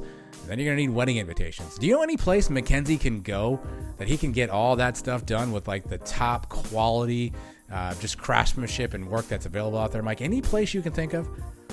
Just so happens I do know a place. Mackenzie, you're welcome. Paperandlaceboutique.com. That's where he needs to go, and we need to get him on the phone or send him a message somehow. He needs to go check this out, because if he needs wedding invitations, this is the place he needs to go. My sister Michelle makes the greatest wedding invitations you can even imagine. She'll customize it exactly the way he wants it. Does he want to put a football theme to it? And I think we can get rid of the FSU colors now, right? So maybe a black and gold theme wedding, something like that. I'm sure she'll do whatever he wants. And maybe you can go check out some of her templates and some of the things she's already done in the past. If she goes to paperandlaceboutique.com, you can see all that stuff. I am not prepared as always for this, so I don't even have the phone number here with me that I give out every week. Mm-hmm. Yeah. And I haven't memorized it after doing all these shows every week. Yeah. But he needs to get in touch with us. Mm-hmm. We'll set him up with a nice discount. Anybody that listens to this show and you call Michelle or go to her website, you can send her an email and tell her you heard it here on the Sons of UCF. You'll get 10% off your first order. We'll be happy to have Mackenzie be a customer very soon. Yeah, Mackenzie's got. He hasn't set a date yet, has he? He hasn't told me about it. I think this is new. I think it was New Year's Day that he got engaged. I told you guys. Yeah, I know. You called it, Mike. The holidays. Yeah, he's doing well for himself, by the way. He got engaged, I think, New Year's Day. So, he should go to paperandlaceboutique.com. Let Michelle know that he heard about it on the Sons of UCF. I'm sure she'll give him his number was 10% discount. What do you think? Sounds good. I'm surprised I didn't even hear about this. I know you're really upset about that. I feel bad. I didn't mean to break this news to you on the show. I feel bad about all this. I just saw recently that he had a girlfriend. I don't know how long they've been together, but everybody works at their own pace, I guess. Everybody works at their own pace. That is the perfect way to sum that up, Mike. All right, coming up next, this is from the Wayback Machine, the Sons of UCF Vault. Again, we did, 96 shows, I think it was, and all those disappeared off the internet. Many of them contained some really great interviews with some of the nights that you all know and love from years past. And so we're going to try to bring some of those back throughout the year so that you can at least get them out there. They're back in the re-archive. So coming up next, Mike, one of the very first big name guys. We're talking a lot about transfers and transfer portals. This guy was maybe one of the first big transfers that UCF took in. So we thought only fitting, if we're going to talk transfers, we always talk about who was the best transfer at UCF. Maybe it's this guy, and he's coming up next. Don't go anywhere. Find out who it is. Sons of UCF. This is UCF head football coach Gus Malzahn, and you should listen to the Sons of UCF like your hair is on fire. Go Knights and charge on. All right, Marquette, let's start here from the beginning. You were in high school in Lake Howell, which is, a suburb of Orlando, for those who don't know. You were a big-time recruit. You had a lot of big schools after you. And obviously we'll talk about where you decided to go in a second. But was UCF even on your radar back then? I know they were such a small school, a big-time recruit like yourself. Was there ever a consideration of coming to UCF right out of high school? Actually, yeah. I was definitely considering UCF being the hometown, and being from there, and my parents and UCF, I knew UCF was getting ready to make the move within a few years up to Division I. So it was definitely interesting. That was actually the only 1AA school at the time that I took an unofficial visit to. So I went there and spoke with them, spoke with McDowell, went to campus, and and it was cool because right there in the hometown, and just trying to see the vision was coming on. So it was definitely a consideration when I first came out. And ultimately, you decided to go up to Tallahassee, and you went to Florida State. You spent about 2 years there, and then decided to leave, and ended up back in Orlando, and donned the black and gold. So, take us through that period. I guess what got in your head to get you out of Tallahassee, and how'd you end up back at UCF? Well, Tallahassee was awesome. I mean, great. Florida State's a great school, and I had a great time there, and the program's amazing. Bobby Bowden's amazing. So it was definitely a hell of an experience to go up there and be a part of a national championship team, and be an integral part of getting that first ring for Florida State. But I'm gonna tell you what. I mean, that decision that night, I could not sleep, and I literally changed my mind back and forth all night. My parents will tell you today, if you ask them right now, we just had this conversation about 3 weeks ago. They keep saying, I still can't believe you didn't go to Notre Dame. I could have swore you were going to Notre Dame. And this is a funny conversation. We literally had this 2 weeks up. We was in our summer home up in the Carolinas, in the mountains. And we was up there for a couple of weeks, and we just got to talking about, history and all that. And this same conversation came up. And my mom said, I told everybody at work you were going to go to Notre Dame. I could have swore you're going to go to Notre Dame. And it was funny. And I really did want to go to Notre Dame. I really loved the school. I really, Lou Holtz was great. It was actually a perfect idea for me. But what I didn't tell my parents at that time, I said, I didn't want to go to Notre Dame. I said, one, I was concerned about the cold, being a Florida boy. I said, second reason I didn't go because I said I didn't want it to be a financial situation for you guys. And they're like, what are you talking about? I'm like, because I know you would have been at every game, and you would have been flying up to South Bend, and that's not an easy place to get into. So you have to fly somewhere, drive somewhere. And I know you guys would have went broke getting to the game. My dad said, you dummy, I had more freaking flyer miles. I could have flew to every game. I could have flew up to campus every day and come to see you back and forth. It wouldn't even affect me because he was working for the state. He was working for the state at the time. I'm like, I wish I would have known that then. It might have been a different situation. I probably really would have went if I would have known that, which is kind of crazy. So I got up there my freshman year. I knew I would have been in the, you don't go to Florida State not knowing that, they got 12 guys that are just as good as you are. But I went up there my freshman year. I really asked to redshirt, but Bobby insisted he wanted me just to get in, get some time that year. And so I spent most of the time on special teams, kickoff returns, and then get some cleanup duties. And then I convinced him to redshirt the next year because I really wanted to graduate in 3 years. So I really wanted to focus on getting that degree in that 3 years in case something happened, or, I didn't want to have to worry, if I had a great season, I can come out early, great. But I promised my family, that I was definitely going to get my college degree. So I wanted to graduate in 3 no matter what. So I redshirted my sophomore year and then came back.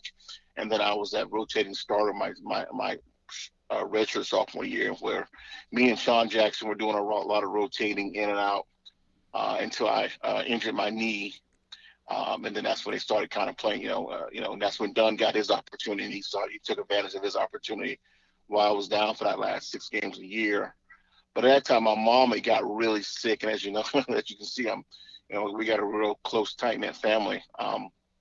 So my mom got real sick, and she had a tumor, and we didn't know how bad it was going to be. So that really motivated me to really go. I said, and I was really ready to go back and just, not even play football, just, actually enroll in UCF and just finish my degree. And, before I when I announced I was transferring, UCF called on the way home, said, you interested in transferring? And so, I literally drove from Tallahassee talking about transferring and going, and we drove straight to the campus and signed with UCF, and I was in the dorm that evening. So it was crazy. Wow. So what's your mindset when you finally get on campus? You just mentioned you didn't even know you wanted to keep playing, but you finally get there. And you think you're just going to step in and dominate when moving down to the level that we were at? I didn't know what to really expect, honestly. I hadn't seen any of their games. I didn't really know who the guys were. I know, so I really got down there and just started watching some film and saying, hey, I said, these guys are, solid. Gerard Davis was there at the time, who had played a lot as a freshman, and he was a fabulous back. Great hands, great agility, and he also, had some power to him. The other back had just left, whose record I was, I don't know why I can't think of the name right now. It's driving me crazy. Elgin Davis, or wasn't him? No, Elgin. That was a great guy. No, he was the running back the year before I got there. He was actually had the most total yards rushing before I got there. Willie English? Yeah, my mom. Willie English. Big Willie. Yeah. So Willie had just left. And like I said, these guys are solid. And then once I got there, because I came in spring, and so that's when you're doing spring training, mat drills, and really I really forgot I wasn't at Florida State, because the whole training program was set up the same way. With McDowell coming from UCF, from Florida State. It was the same off-season training program. It was the same exact plays, the same system, a little different wrinkles, but we were running the same thing. So it was a very easy transition for me. But I really didn't know what to expect. And I had a solid year when I came that year, but I don't feel like I just even dominated. I feel like I was still growing as a back at the time. So even though I rushed for 1,000 yards, in my opinion, it was kind of a quiet 1,000 yards. And I think it was a situation I was in, because of that year we were rotating, and I think that was my qualm there at Florida State, is the rotating system as a back. And it's not to be selfish or anything, but I'm just built to. I'm that guy who gets better as the game goes on. I start figuring you out. I start wearing you out. I pick everything up where you're in a system with another back. You're not like a true feature back, like at Florida State. When you go in, they're going to play. Florida State will, they're going to play three backs. So which is tough. So say if I start that, it's my week to start.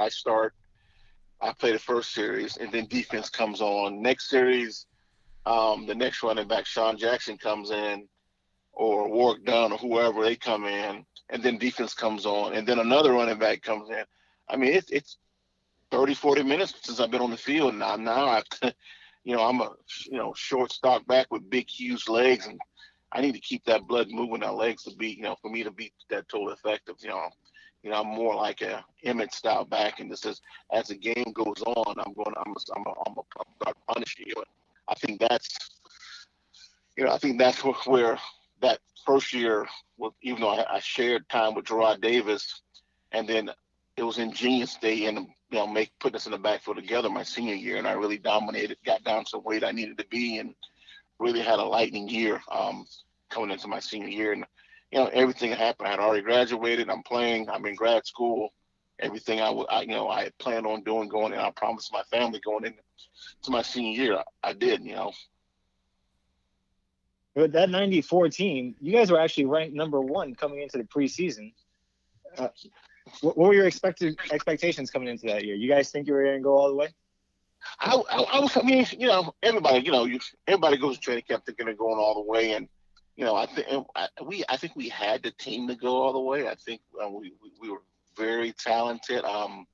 And I got there, and what I realized is, this is really just like being at Florida State, as I said before. And the talent is, as good or almost as good in a lot of cases. It's just the depth's not there. At the time, our starters, can go man to man with anybody. As you saw when we played Florida State my senior year, I mean, we had them on the ropes for 3.5 quarters. We're winning that game all the way down. It's just when the depth comes in and they took it away, but it just ended up being one of those years where you pick up things and keep going and keep pushing through. Well, earlier that year, so your first game for UCF, we throttled Maine, and then we welcomed Valdosta State to the Citrus Bowl. I don't know if you remember this game, but Valdosta State was a D2 team. Obviously, we were 1AA, and they beat us. They beat us good, man. They beat us 31-14. I remember it was a D2 school. We were 1AA. We were, to your point earlier, had aspirations and we were on our way to Division I. How tough was that loss? Do you have any idea what happened in that game? Well, I do. And again, with you not being there, I barely played that game. I played, I think, one series. I really shouldn't have played that. So here's what happened. It's kind of one of those things when somebody says, you see what happened was, that's exactly the situation in this game. We, so we had that great game, that solid game, first game. I come in my first game. I actually scored, I think it was my first carry as a night I scored a touchdown, the very first game against Maine. And, we come at that game. So after that game, I am walking down, I had a townhouse. And I'm walking down, this was crazy, the stairs, and I slipped. I stepped over and I slipped, and I kicked the side of the rail, which was a wood rail. And it basically, imagine your two, like in between your ring toe and middle toe, it split and went all the way down and really cut me all the way through, almost straight down. So I had to literally, this is right after that first game in Maine, after we got back that morning. So I had to have 4 stitches into my toe. They had to wrap it up. And I didn't dress that game. I didn't even dress that game.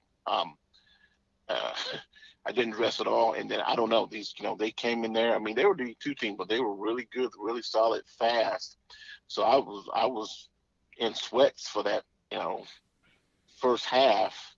And then McDowell came and looked at me and said, "Get dressed." At halftime, I'm like, "Are you serious?"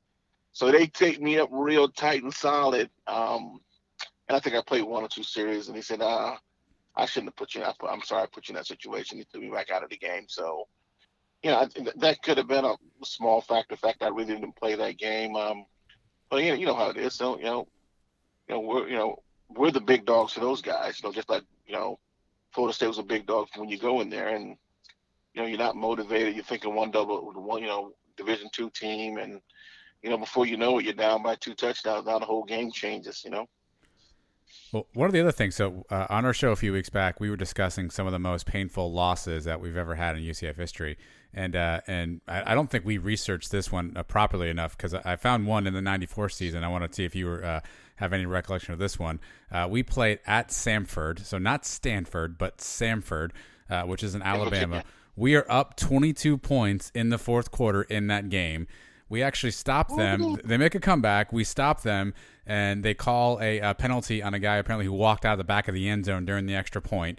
So Samford decides instead to go for 2. They get the 2-point conversion. We lose 36-35. What do you remember about that game and how frustrating a loss that was with blowing the lead in the late penalty? That is amazing. I don't even remember that. That was in '94? Yeah, 94 at Samford. Oh, man. I remember losing to Samford. But that game was a blur to me. I've gotten hit in the head so many times, I don't remember. I cannot believe I don't remember that lot. I remember losing to them, but I don't remember any of the situation. I mean, we're going back. Yeah, you know how many years we're going back. So, yeah, I don't, there's some games I can remember, every play. That game was just, I remember getting on the plane. I remember coming home. I must have got knocked out or something. Well, we had I'm gonna plead the fifth on that. Yeah. See, I had a concussion. I don't remember. We had a stretch there. So we had a game. The game before that, we beat Illinois State by 1. Then we lose to Sanford by 1. And then 2 weeks later, we lose to Troy by 1. So we had a stretch there where you guys were playing close game after close game in that 94 season. Was that largely due just to team gelling together? I know obviously you were coming in, you were kind of getting your feet wet, you were learning the system, the offense, all that stuff. Do you think that had you guys gelling together had a role in sort of you finding your footing that year?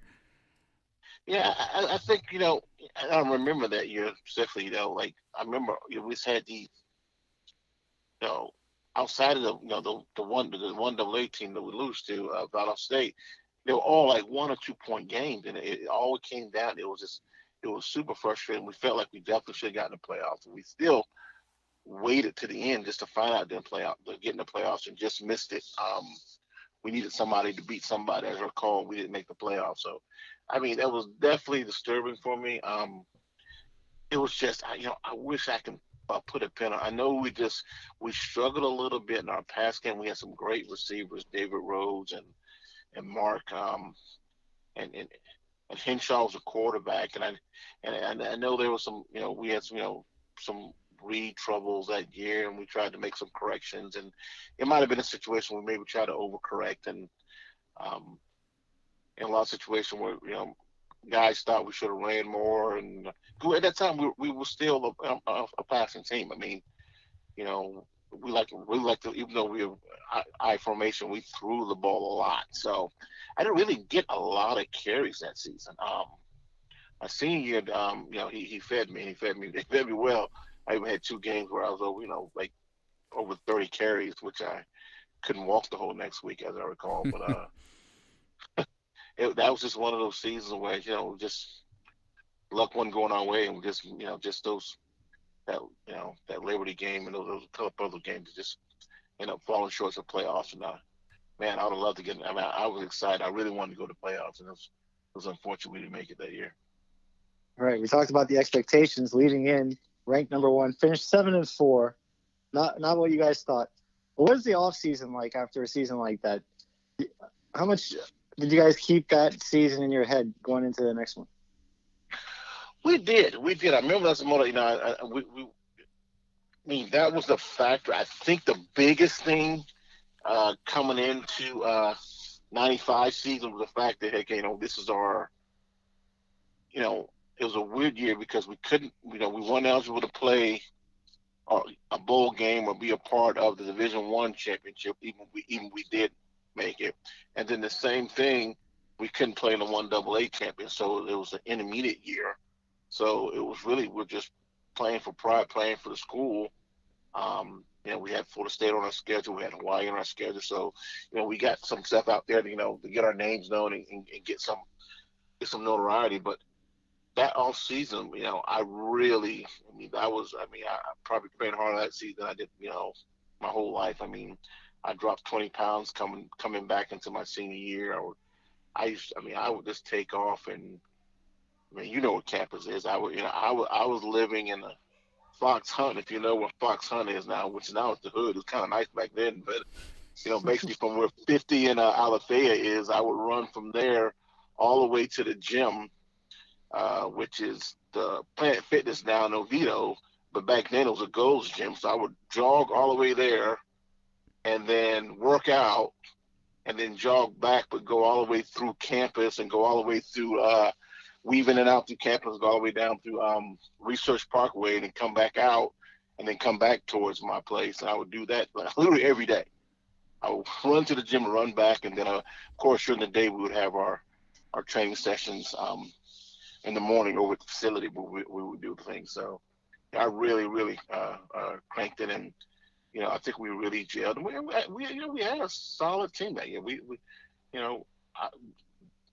That team would have played that 94. We were definitely in the playoffs. We'll compete for a championship. And you saw, you look at that video game tape of us playing Florida State at the time, who, into that season ranked number 1, had the number 1 defense, and I'm able to put 100 plus, 150, 130, whatever it was, yards against that defense, a couple of touchdowns, and our defense really just shut them out. I mean, work done wasn't able to break loose into, to get even a decent run until second half, late in the second half. And we made them fumble like 2 or 3 times and, really kept them on the wheels and just, that game was, that was probably one of the most exciting games of that season. But, I look back to that Illinois State game too, which was amazing game state too, even though my sophomore year, that was really probably my come out and game, the best game I had coming out that season there. So. Did you ever think about going pro before that season? So after the 94 season, you had already been in college. Did you graduate already at the time? Yeah, so I graduated, I got to UCF when I graduated in 94 and came out my senior year. You know what? It was like a bonus for me, honestly. I was preparing for life or whatever life was going to be. And, I knew I would get a shot. I didn't know how well of a shot. And then I knew after that Florida State game, the phone started ringing. I think that's what they needed to see, how I compete against, a team of that caliber, being at what they would consider a smaller school. So then I knew, there was some hopes there. And then, of course, once you start, getting with your agent and you seen the draft board, I knew I was, for everything had me projected between that 3rd and 5th round.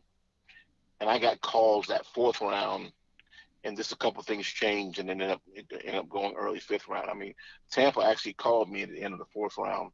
So I thought I was going to go into Tampa. But they called me and said, hey, we're going to pick you on this next pick. And then it ended up being some other guy, a big defensive lineman from Nebraska. And then they called me again. So, oh, sorry. So we promised Dungy if such and such was available, we was going to get him. We have like the whatever it was, the 6th pick or the whatever pick, whatever it was like 1 or 2 picks after I went of that round. We're going to pick you up then. And then Carolina called, of course, and I ended up going the 142nd pick early, I don't know, 4th or 5th pick in the 5th round. So it was pretty cool. Well, you talked about that 95 season. Heading into that season, people may forget that was our last year in 1AA. In 96, we were making the jump up to 1A. How big a deal was that, or is that for school? Obviously, you played at Florida State, coming to UCF. How important was that for the school, and how much were you guys thinking about sort of this being your last year and trying to prove something on your way out of the 1AA division? Well, we would, we knew that was, like I said, that was our intermediate year. So technically, we were in between that year. That they call it, you're not the 1AA, but you're not Division I. But they actually considered that a Division I year for us. We just weren't eligible for anything. So, but we played a half and half schedule, half Division I schools, half 1AA schools. But you know what? It was exciting. We knew what it was, and we knew we would be the pioneers to what UCF is now. And it was an honor. Especially now, I definitely respect it and cherish it. But we knew, this was the stepping stone for UCF, and we'll remember us sitting there like, hey, man, a few years, from now, there's going to be a campus on the stadium. They're going to be, you're not going to have to drive down here to the Citrus Bowl to come watch this, at that time we couldn't fathom that, and now, you got this beautiful stadium and the campus is ginormous. When we were in school there, you really knew pretty much everybody on campus, like a little, a small campus. Everybody knew each other. You passed by me, you passed by the same people every day, and now you can go on that campus and not see the same person in 3 years. It's incredible. I went from 20-something thousand to 60, 70, whatever it is now, which is insane. I'm going to say a date for you really quick. September 23rd, 1995. Do you know what day that was? September 23rd, 1995. September 23rd. Was that when we played Florida State? That is the Florida State game. That you are correct. So, how much? Take us into your mind for that game. Was that circled on your calendar? Were you thinking revenge? Were you thinking, hey, I almost want to have a good game for my team? What were your thoughts or emotions leading into that game? Man, it was pandemonium. That was definitely circled on my calendar. I wouldn't call it a revenge game, but there was definitely some emotions on both sides because I was going to be playing against the guys I was going to play that I played with side by side, and of course there's going to be some questions there. And a big thing was there's a lot of jaw jacking. So going into it, my ex-wife, who I went to school with, we both went to Florida State together. And then we both ended up transferring to UCF together, and of course getting married after I got drafted. We did all during college. She was at the time that when I transferred that spring, she couldn't transfer to the following fall. So everybody knew where I went now. Everybody knew I was on the schedule coming up. So she was over there, and she was, she was a little high strung a little bit. So she's running her mouth when I was to all the guys, because she saw me on campus, running her mouth that what I'm going to do when I come back up there and all that. I'm like, are you kidding? You cannot say that. I'm glad social media wasn't around then. It would have been crazy. So I was getting calls and email wasn't around then. So that's how long so it was ago. It wasn't an email. So I'm getting chatter through other people. Oh yeah. And then that summer, I worked with I'm not gonna call him out, but I worked with one of the players who played defensive line. He actually ended up being a first round draft pick. I give you this hint. He actually played against them in high school too, 2 years in a row actually in the playoffs. He played at Lake City, but he was a first round draft pick, and we worked that summer. His uncle had a company that did juvenile justice stuff.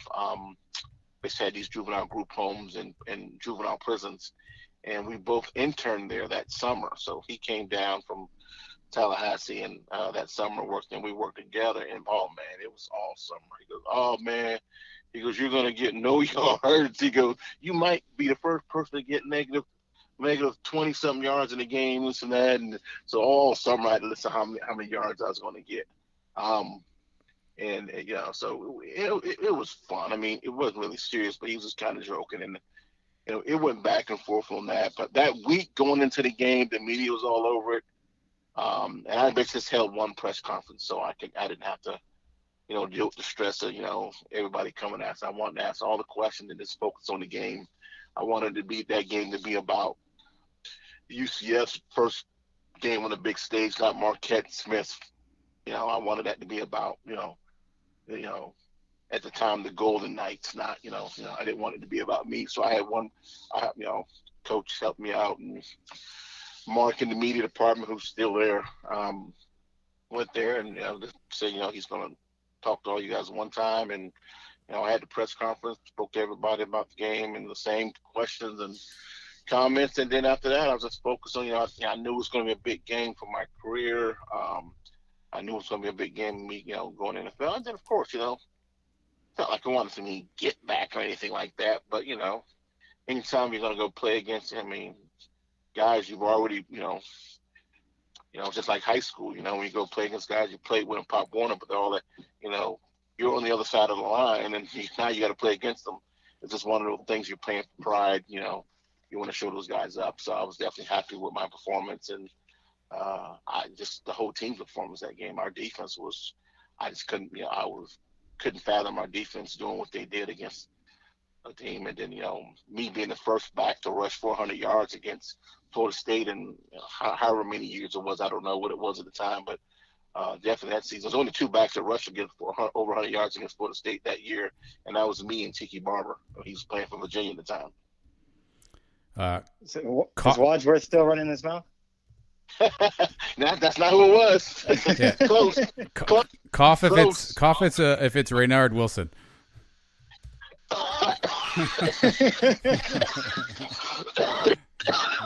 I still doing research. Yeah, that's a Renard. Yeah, we called him Big Country. That was his nickname over there, Big Country.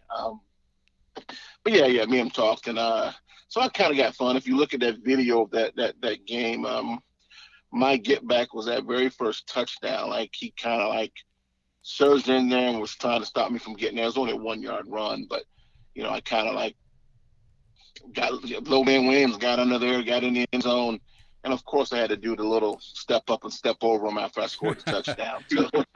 So I rubbed that in his face after that. But, it's all kid stuff, man. We was all having fun, nothing serious. Yeah, for those who don't know, that highlight tape is actually still out there on YouTube. If you Google Marquette Smith UCF, you'll actually find it's about a minute and a half long highlight tape of just your Florida State game. It's actually pretty cool to watch. Oh, yeah? Okay. Awesome. I'll just check that out, man. I don't know how that got on YouTube. I bet you one of my kids put it on there. There's a nice music in the background on that tape, too. So. Yeah. Oh, okay. Yeah. There's some old school jams on that one. You might want to check it out. Old school jam with MC Hammer or something like that. Vanilla Ice. Ice.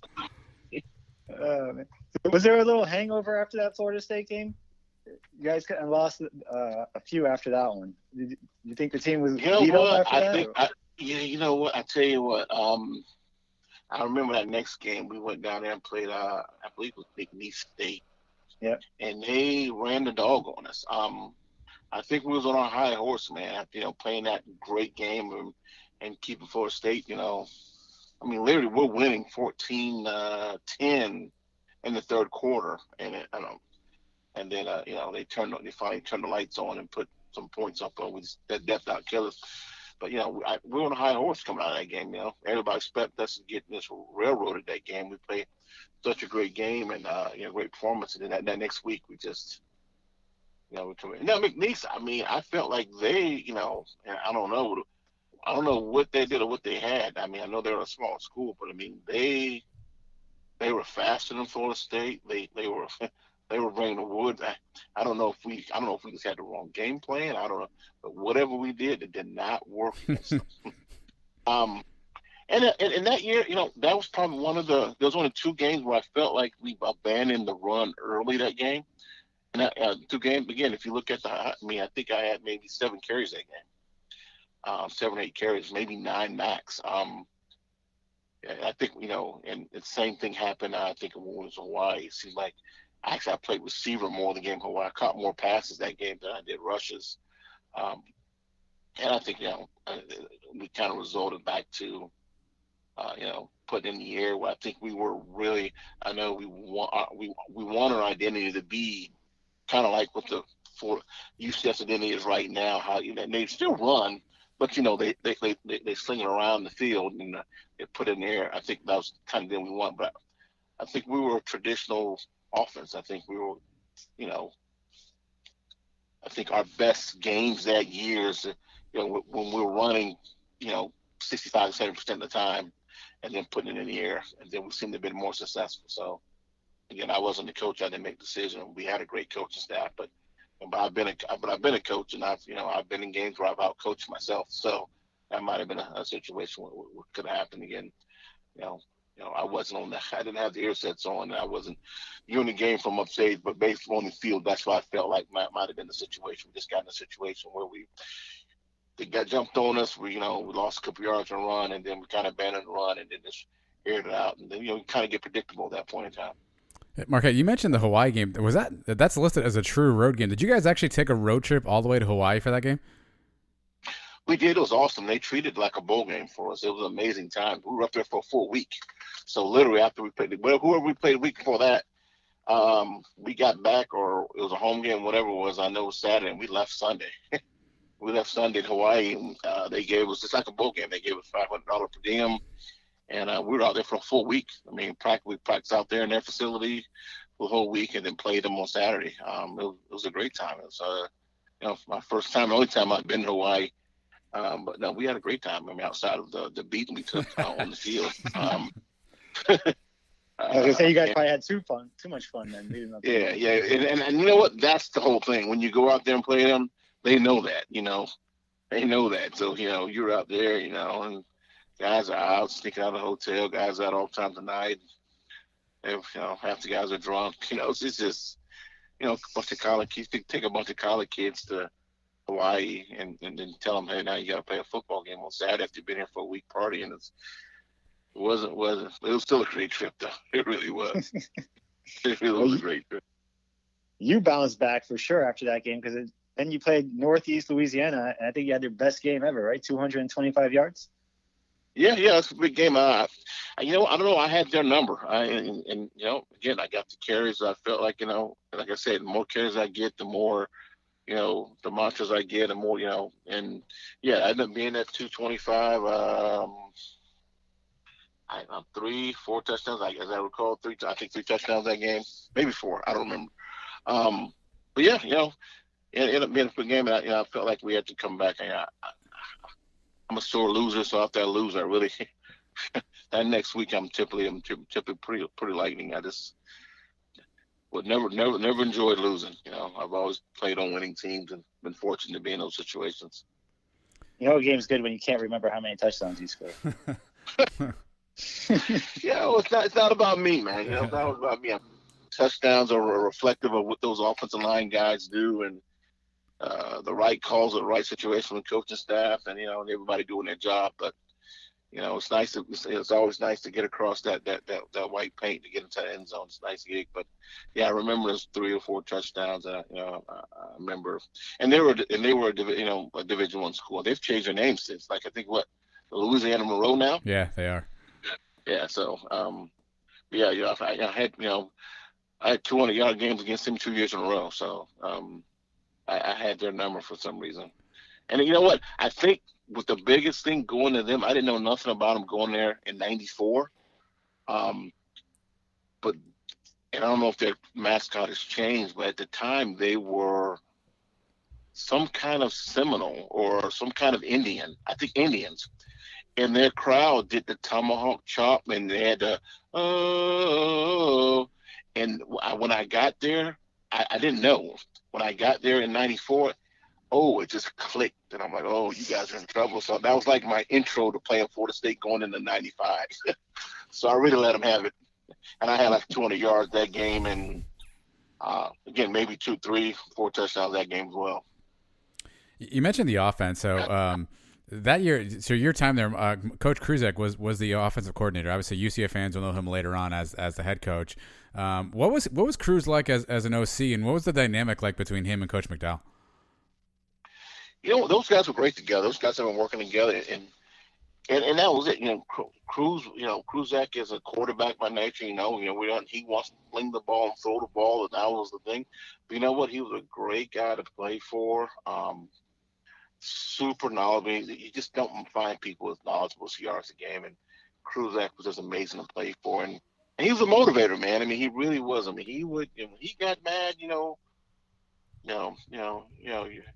booty hole would tingle. He would tighten up. Hey, man, when he yelled and got jumped in there, he was Kruzak at the time, man. He was, huge. I mean, we would come in the morning, 6 o'clock, especially like in training camp. And we'll walk in the gym. This guy's in there. This is the offensive corner. He's in there squatting 600 pounds and some little bitty tight shorts. And we're like, Coach, you're killing us. Kruzak was amazing to play for, and just really instrumental for with my career. And he's in the same guy. So look, going into that '95, he said, I know we've leaned on the past, but this year's your year. He goes, we're going to put we're going to put the offense on your back and see where you can take it. So I was appreciative of that, and I was appreciative of Rod Davis. I mean, because he, as humble as he was, going from the starting running back the year before, and playing that role when Willie English got hurt, and doing as well as he did as a freshman. And then, me and him sharing time, splitting the backfield together. It was our junior years, become a senior, and him, willing to make that the fullback. A humble experience, and, was a great guy. And, he's an amazing back. I mean, he was just, he can do everything. And, I wish we'd have used him more than we did. I mean, even more than we did, but he was definitely amazing to play with, and definitely made my success that year. I couldn't have did it without him. What about your quarterback that year? You had a freshman come in, Dante.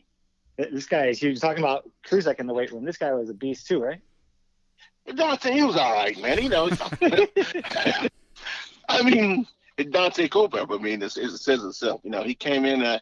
You know, and I remember coming on when he came in recruiting, and and he was about to go to Florida, and I really talked. I feel like I talked him out of it because he still say to today, if you go ask Dante who made your final decision going to UCF, I think he still would say me. I made sure he had a good time at UCF, and he told me when he left after his recruiting trip, he said, I'm coming here. I said, that's my word, and he came. But it was amazing. I mean, and when he got there, it was like that kid had feel like he was a second-year senior, man. I mean, he no fear, just came in there and picked up and just done.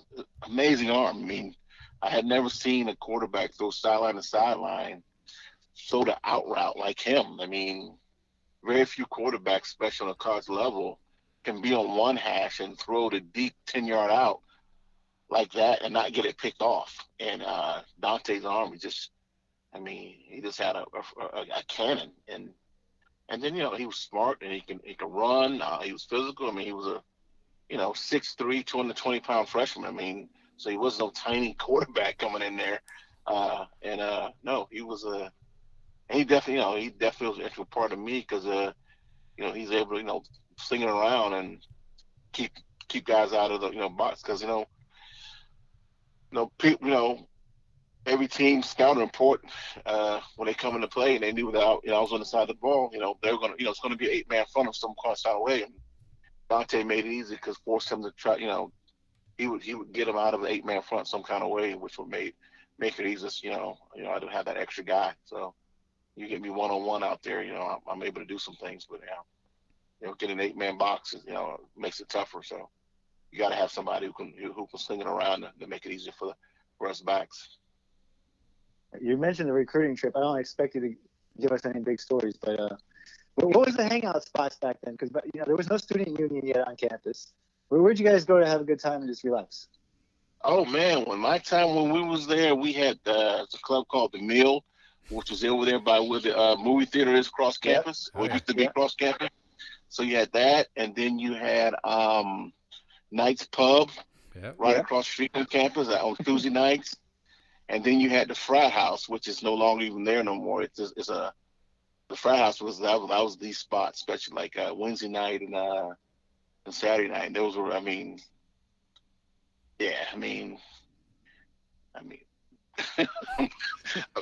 places. You wouldn't have any problem finding any women in those places. It's a great place. A lot of good-looking, college co-eds, and it was a fun environment. It was all. Most of UCF, but they had a lot of locals there, and you know what? It was a real, a fun place to be. Yeah, Adam and I used to go to the same places. The Mill, for the people listening now that didn't know, that's the original where the Knight Library originally was. Now it used to be called the Mill, right by the McDonald's. You're right. Right? And the pub is legendary too. Yeah, the pub. Especially back in the day, the pub was it was legendary. So you don't know about the frat house, huh? The frat house, I don't remember. That might have closed by the time we got there. Yeah, it might have. Yeah, so now where they built the whole plaza there now, but where the that Japanese steakhouse, what is it called, Kobe's? That's where it was there. It was a single standing building. And it was a club, and that's where everybody would. And it wouldn't be just us, you see the Magic players will pop in there, so I'd be sitting there hanging out with, Penny and Shaq and those guys being there. And it was just a relaxed atmosphere. And the 90s was amazing when it comes down to the music. So everything was, as we called it back then, booty music. And, people weren't just standing there on the corner looking at people dance. Everybody was out there just dancing and having fun, and it was a great atmosphere. I was amazed when I got there because I was coming from Florida State, which is a pretty big party school. And I was concerned about the atmosphere getting to UCF, and man, it was I had even more fun at UCF than I had at Florida State once I got there. So I had a great time. Well, did they make you guys live on campus, or did you get to live in Collegiate Village in the CVI? So we lived in CVI. That's funny you saying that. CVI, yeah. I haven't heard that in a long time. So CVI when I first got there, and then once you graduate or you're a senior, They just gave option, and they give you like, I don't know, it was like $2,000 to live off campus, and that's when I moved over to Fox Hunt. But yeah, I lived in CBI my first year there. Well, you had fun on the field too, Marquette. And looking back at your career, so just for people who don't remember, you obviously only played 2 seasons. You were still 4th all time at UCF in rushing yards. It was over 2,500. You're 2nd all time for yards in a single season, 1,500 that 1995 year.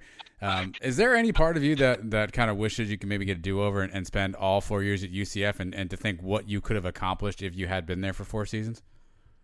Absolutely. I've gone across my mind many times. But if, wouldas, couldas, shouldas, everything happens for a reason. Everything happened the way it did. I wouldn't change it, I might change and go back to go to Notre Dame. Originally, what I was going to go to do, just knowing my parents. And that's not a knock on UCF or Florida State, especially football program. I don't see any different in the football program. I just think of educationally. You get you get a degree from Florida State. Yeah, that's great. You get a degree from, UCF. That's great. But when you get a degree from Notre Dame, it's kind of puts you in a different type of category of academics and kind of puts you on a whole different level. But this is people you're hobnobbing with on a regular day basis. It's just a different type of press. So that would have been cool. But you know what? I have no regrets, no anything. I love, that I'm a Knight. I always be a Knight. And an all. I claim both. I got degrees from both of them. And, I'm always going to, throw that tomahawk truck, and I'm always going to charge on, the good thing is that the Knights that I come from, it's gold, had gold in it, and then of course the UCF had the gold. FSU had the gold in it, so I'm always going to be gold. I just bleed 3 colors: gold, black, and garnet. Do you still follow UCF to this day? Obviously they've had a great deal of success. What do you make of the last couple of years for UCF football? Oh man, it's been so exciting, especially the championship year that we're claiming. It's just to see that and go to the game and sit there and know that it will enter part of that was enter part of that development, and the pioneer of that class, me, Dante, and anytime we get together, these guys, that's exactly what we talk about. We're like, wow, we kind of helped build this. And I was at a game not last year, but the year before. What was it last year? I think, it was the year before. I was at a game, and I had no idea. I was standing there. I didn't even know it was there. It's me and my wife standing there. We're talking to somebody, and one of the younger players came up to me and said, "Hey, man, what do you think about your poster?" I'm like, "Well, what poster are you talking about? The one behind you?" I'm like, "What?" They have all the posters of all. I keep wanting to say All Americans, but the Hall of Famers. Hall of Famers, yeah.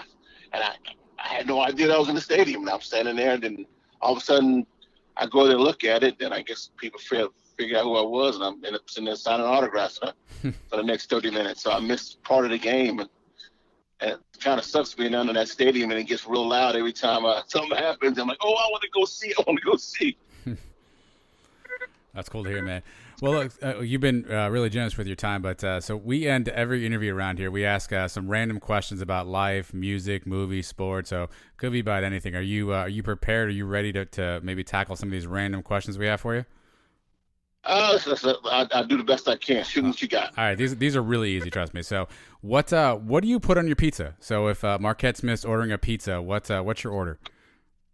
Oh yes. So it has to have pepperoni, Italian sausage, onions, and mushrooms. Okay, that's good. All right, I can eat that.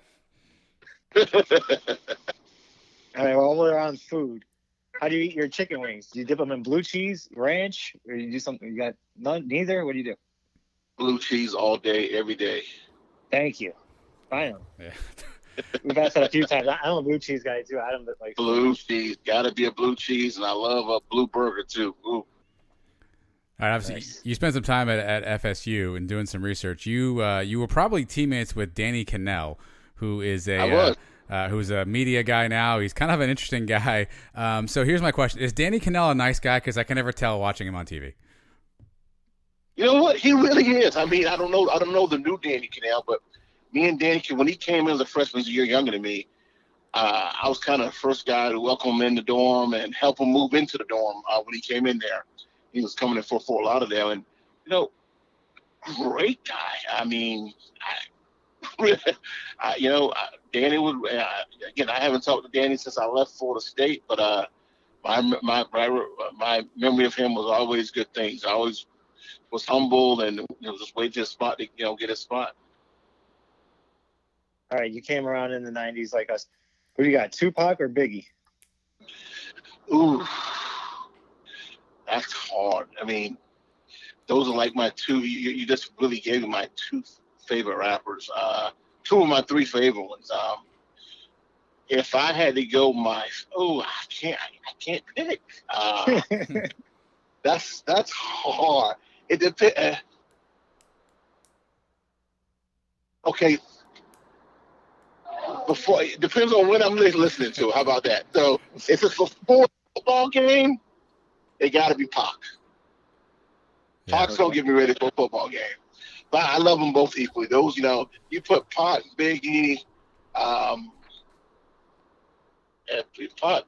Wayne, Eminem, and then my next favorite one in that category would probably be, as far as all-time greatest, probably Snoop.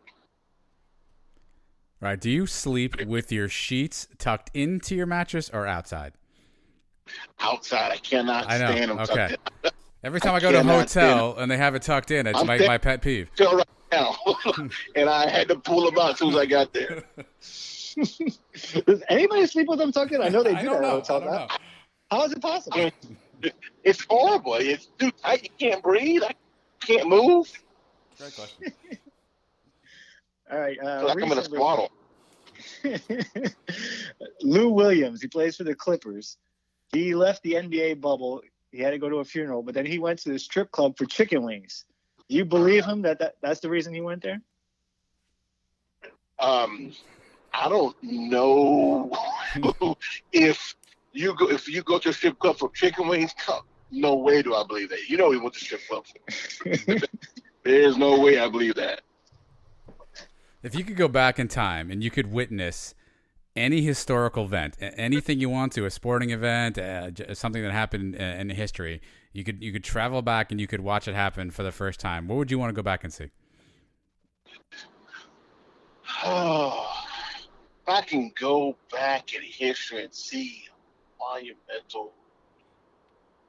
You know what? I don't know. I mean, it's hard not to want to go see that infamous Martin Luther speech, to be there to actually see that. I mean, that's growing up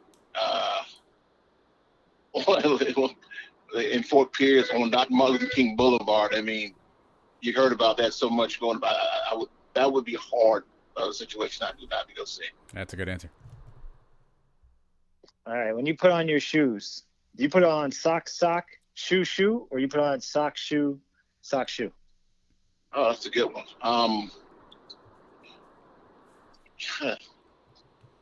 I go sock, shoe. That's the right answer. That's wrong. Mike does not. I don't know how he pulls it off. A sock and a shoe, and then a sock and a shoe. No. I got no. That doesn't even feel right. It's not. It's all wrong.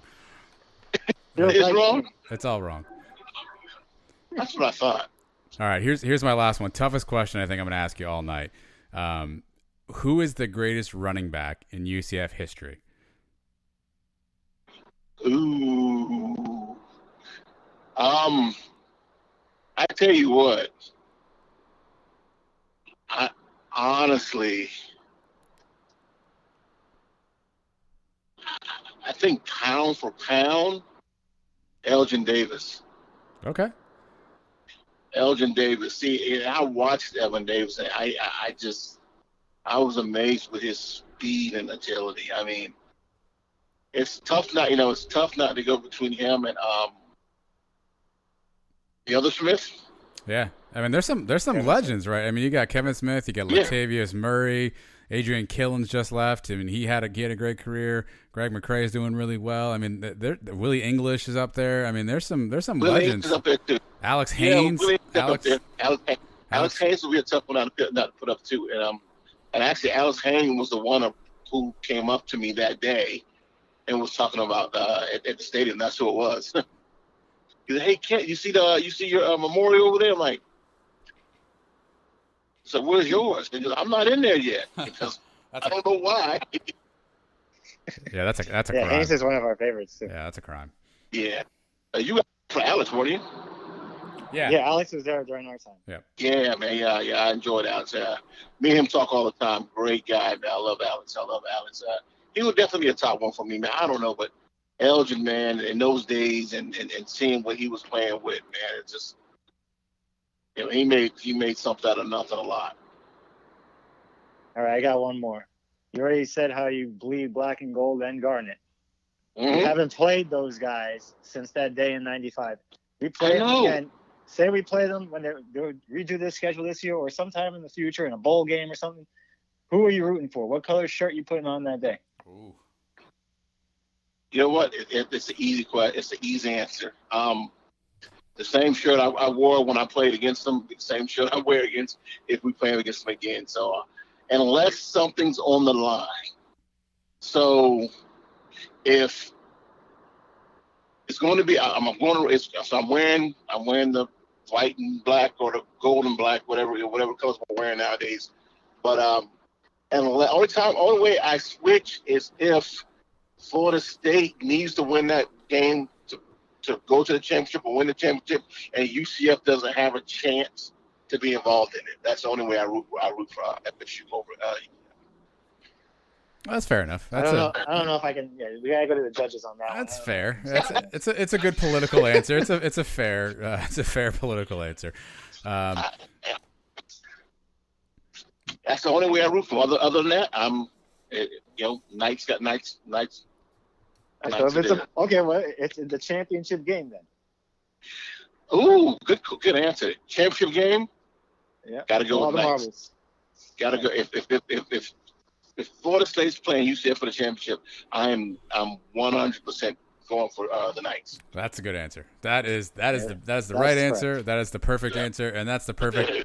That's the perfect answer. 100% to wrap up. 100%. Look, Marquette, it was great catching up with you, man. It's great to go down memory lane. I enjoyed it, and hopefully some younger fans who are listening to this get an education of what UCF was like, and you were one of the first legends there, and still hold records. And we definitely appreciate you taking some time to join us on the show tonight. I appreciate it, man. Thanks, guys. It was a pleasure being on. Thank you. All right, charge on.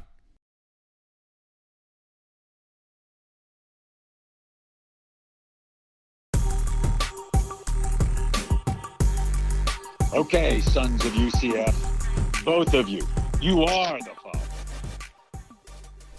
All right, Mike, we'll do cow of the week and uno momento, but Marquette Smith, obviously, as you just heard, one of the really legendary UCF running backs, probably doesn't get mentioned as much because Kevin Smith is typically got in that category. Latavius Murray is another big name, but Marquette was really one of the first guys that helped put UCF on the map. Again, a transfer from Florida State down to UCF, and this guy was just ran with the ball hard. I mean, if you haven't seen any highlights or anything like that, you should try to check out some YouTube stuff because Marquette was a very physical running back and again helped put UCF on the map in those mid-90s years as we were kind of up and coming. So it was great to catch up with him earlier, and hopefully you guys enjoyed hearing him tell his stories and talk about UCF. Yeah, dominant running back. He would have held all the records, I believe, until Kevin Smith came around.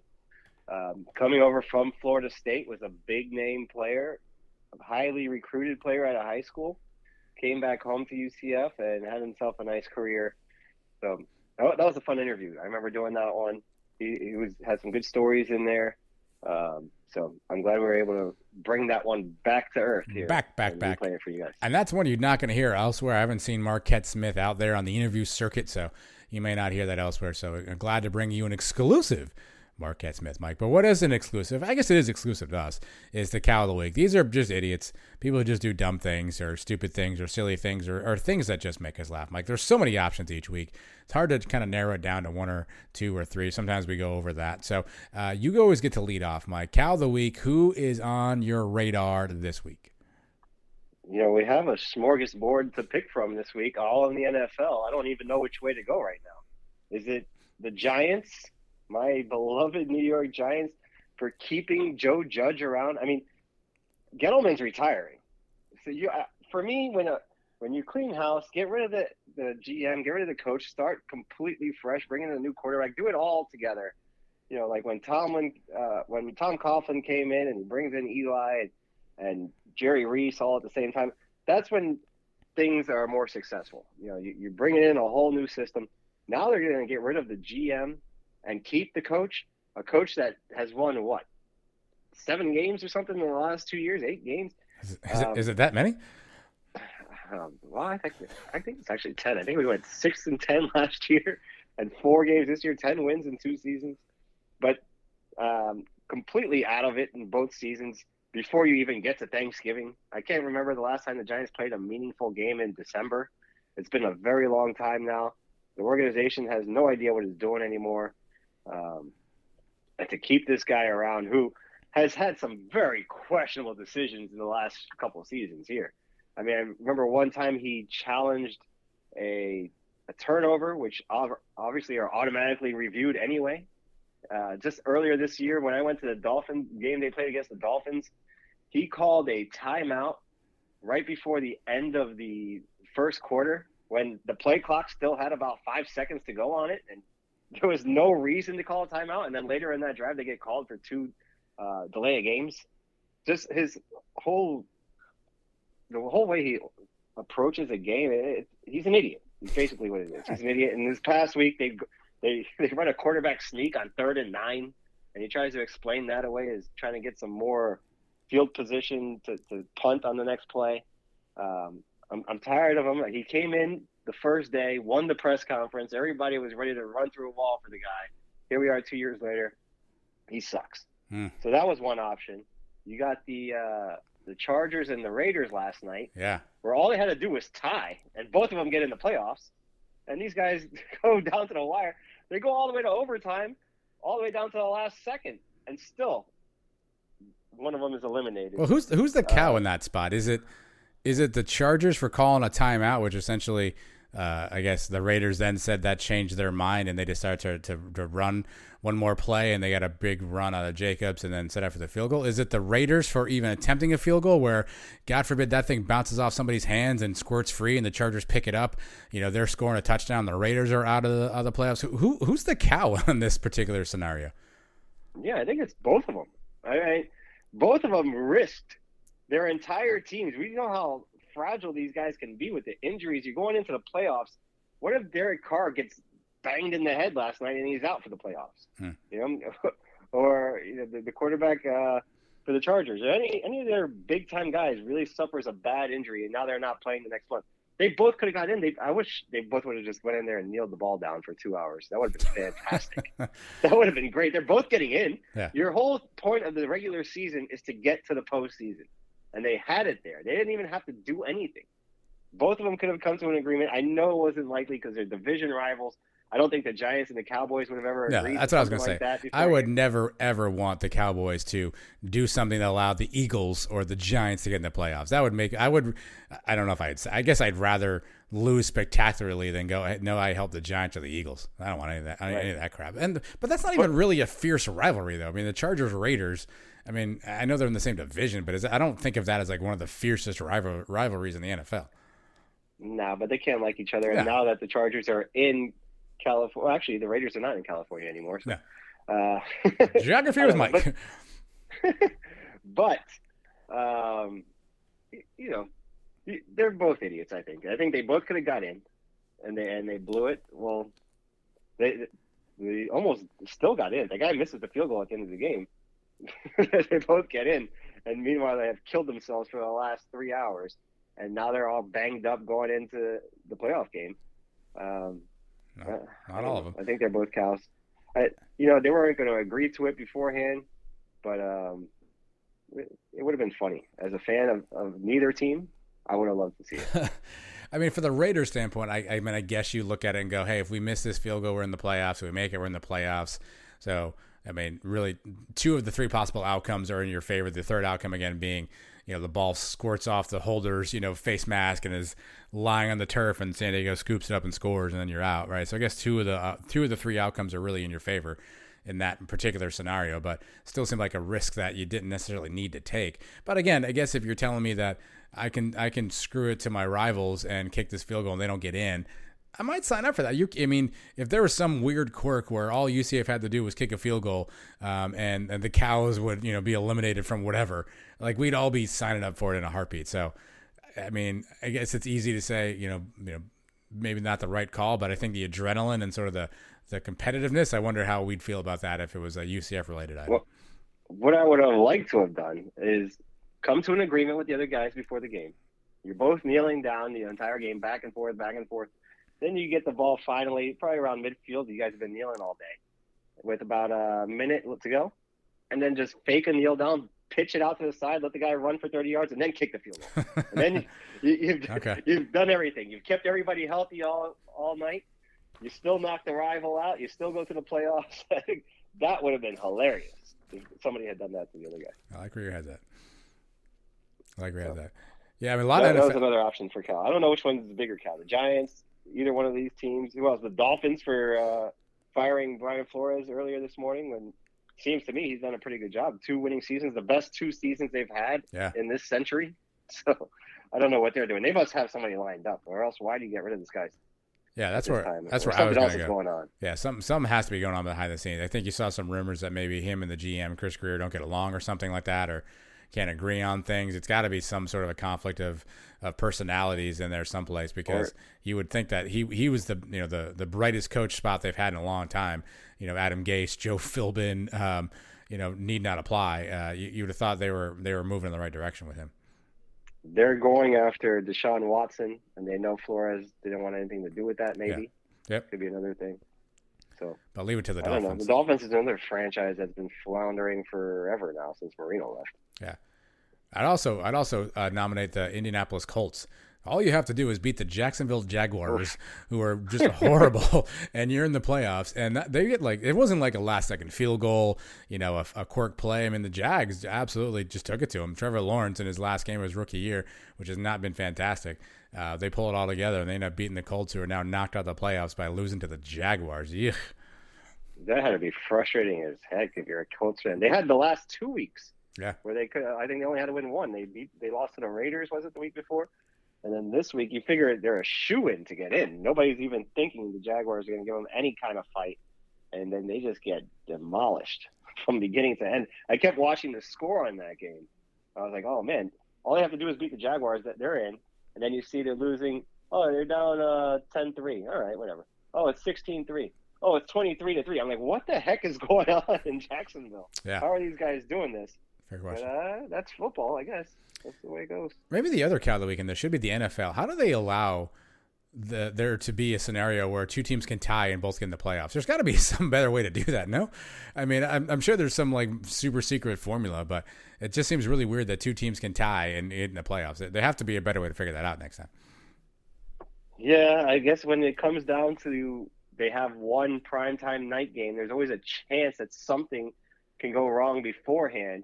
There's probably been a season, I'm sure there has been, where the 2 teams playing at the night game were already either both eliminated or both in, and the game really didn't mean as much because of the games that happened earlier in the season. I think actually a few years ago it was the Jets and the Bengals, I want to say, where they were going to play each other the next week in the playoffs regardless.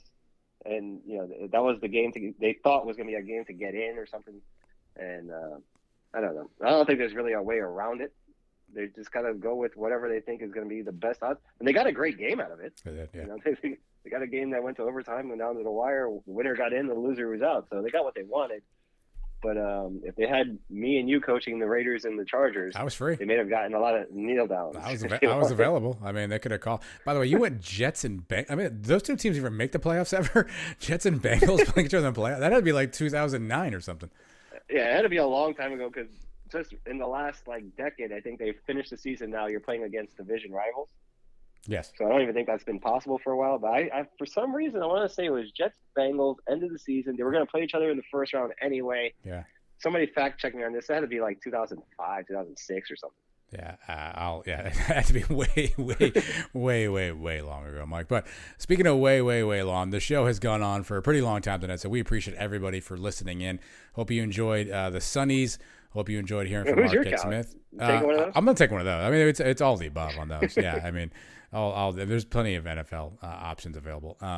Thanks for listening in, though. By the way, we appreciate everyone for tuning in. Thursday, don't forget live show. Me, Mike, Trace Trelko joins us, and a cavalcade of guests. I have no idea who's this week. I think I'm actually responsible for this week's guest, so I need to figure that out soon. The cavalcade of guests. Trace is taking a break from the booking. I think he asked me to reach out to somebody when we do the post game show. So what you guys don't know is after we turn off the live button, Mike, Trace, and I stay on for another 15 minutes, just shooting the breeze, which is probably a way more entertaining show than the previous hour was. And I think in that time frame, I committed to reaching out to somebody, Mike. So I think I got to do that. We've got to start recording those and putting them out to the Suns Plus, where you pay for the extra content. OnlyFans. Yeah, we say things on there that are probably not good for the air. No. But you said, they're pretty funny. They are funny. We say some funny things sometimes. They are Same funny. things when we're recording this show. During the breaks, we'll cut off, and then that's when we have our best material, I think. Mike and I have kicked this around. We've kicked around doing our show. So you'd still get the audio version, but recording it, our video. So the same kind of setup we have for the live show. We wouldn't be live or anything. We would just record it and release it later. But as you can tell via this show, sometimes we take a little break in between. So we would record, but we would never take any breaks. So you would get extra coverage of the Sons of UCF in between the segments. And God knows what would happen there. I don't know if anyone's into that, and it'd probably get us, kicked off of YouTube and ostracized from the UCF community in a heartbeat, but it could be entertaining. You can see me filling up my water bottle in between segments. Yeah. Well, when Mike finds out we're doing Cow of the Week this week, he's got to figure out right. who's tell coming me in. who the cow is going to be. Mm-hmm. And, yeah, exactly. Yeah, before the interview sometimes, or if we've got a guest coming on, I mean, we, if he or she hasn't had an illustrious career, sometimes we point out some of those facts, Mike. It could be entertaining, maybe for the Patreon channel one day. Yeah, it's definitely not going to be for free. Yeah. If you guys want to see that extra stuff, you go there. Well, this one's been for free, and we appreciate you guys for putting up with us again, as always. Make sure you're following us on social media stuff at Sons of UCF everywhere. Again, subscribe to that YouTube page at Sons of UCF. And make sure you go to our website, twonightsmedia.com. Hit a bookmark. That'd be fantastic. And Thursday, tune in. We'll have some basketball recap of the Memphis game. And I think we're continuing that position-by-position breakdown. It's a Trace Trelko staple. Wherever Trace Trelko is going to be, there's going to be a position-by-position breakdown. And we've got it for you this Thursday on the Sons of UCF Live. Mike, until then, you and everybody else out there, have a fantastic week, everybody. We'll talk to you soon. Good nights. Charge on.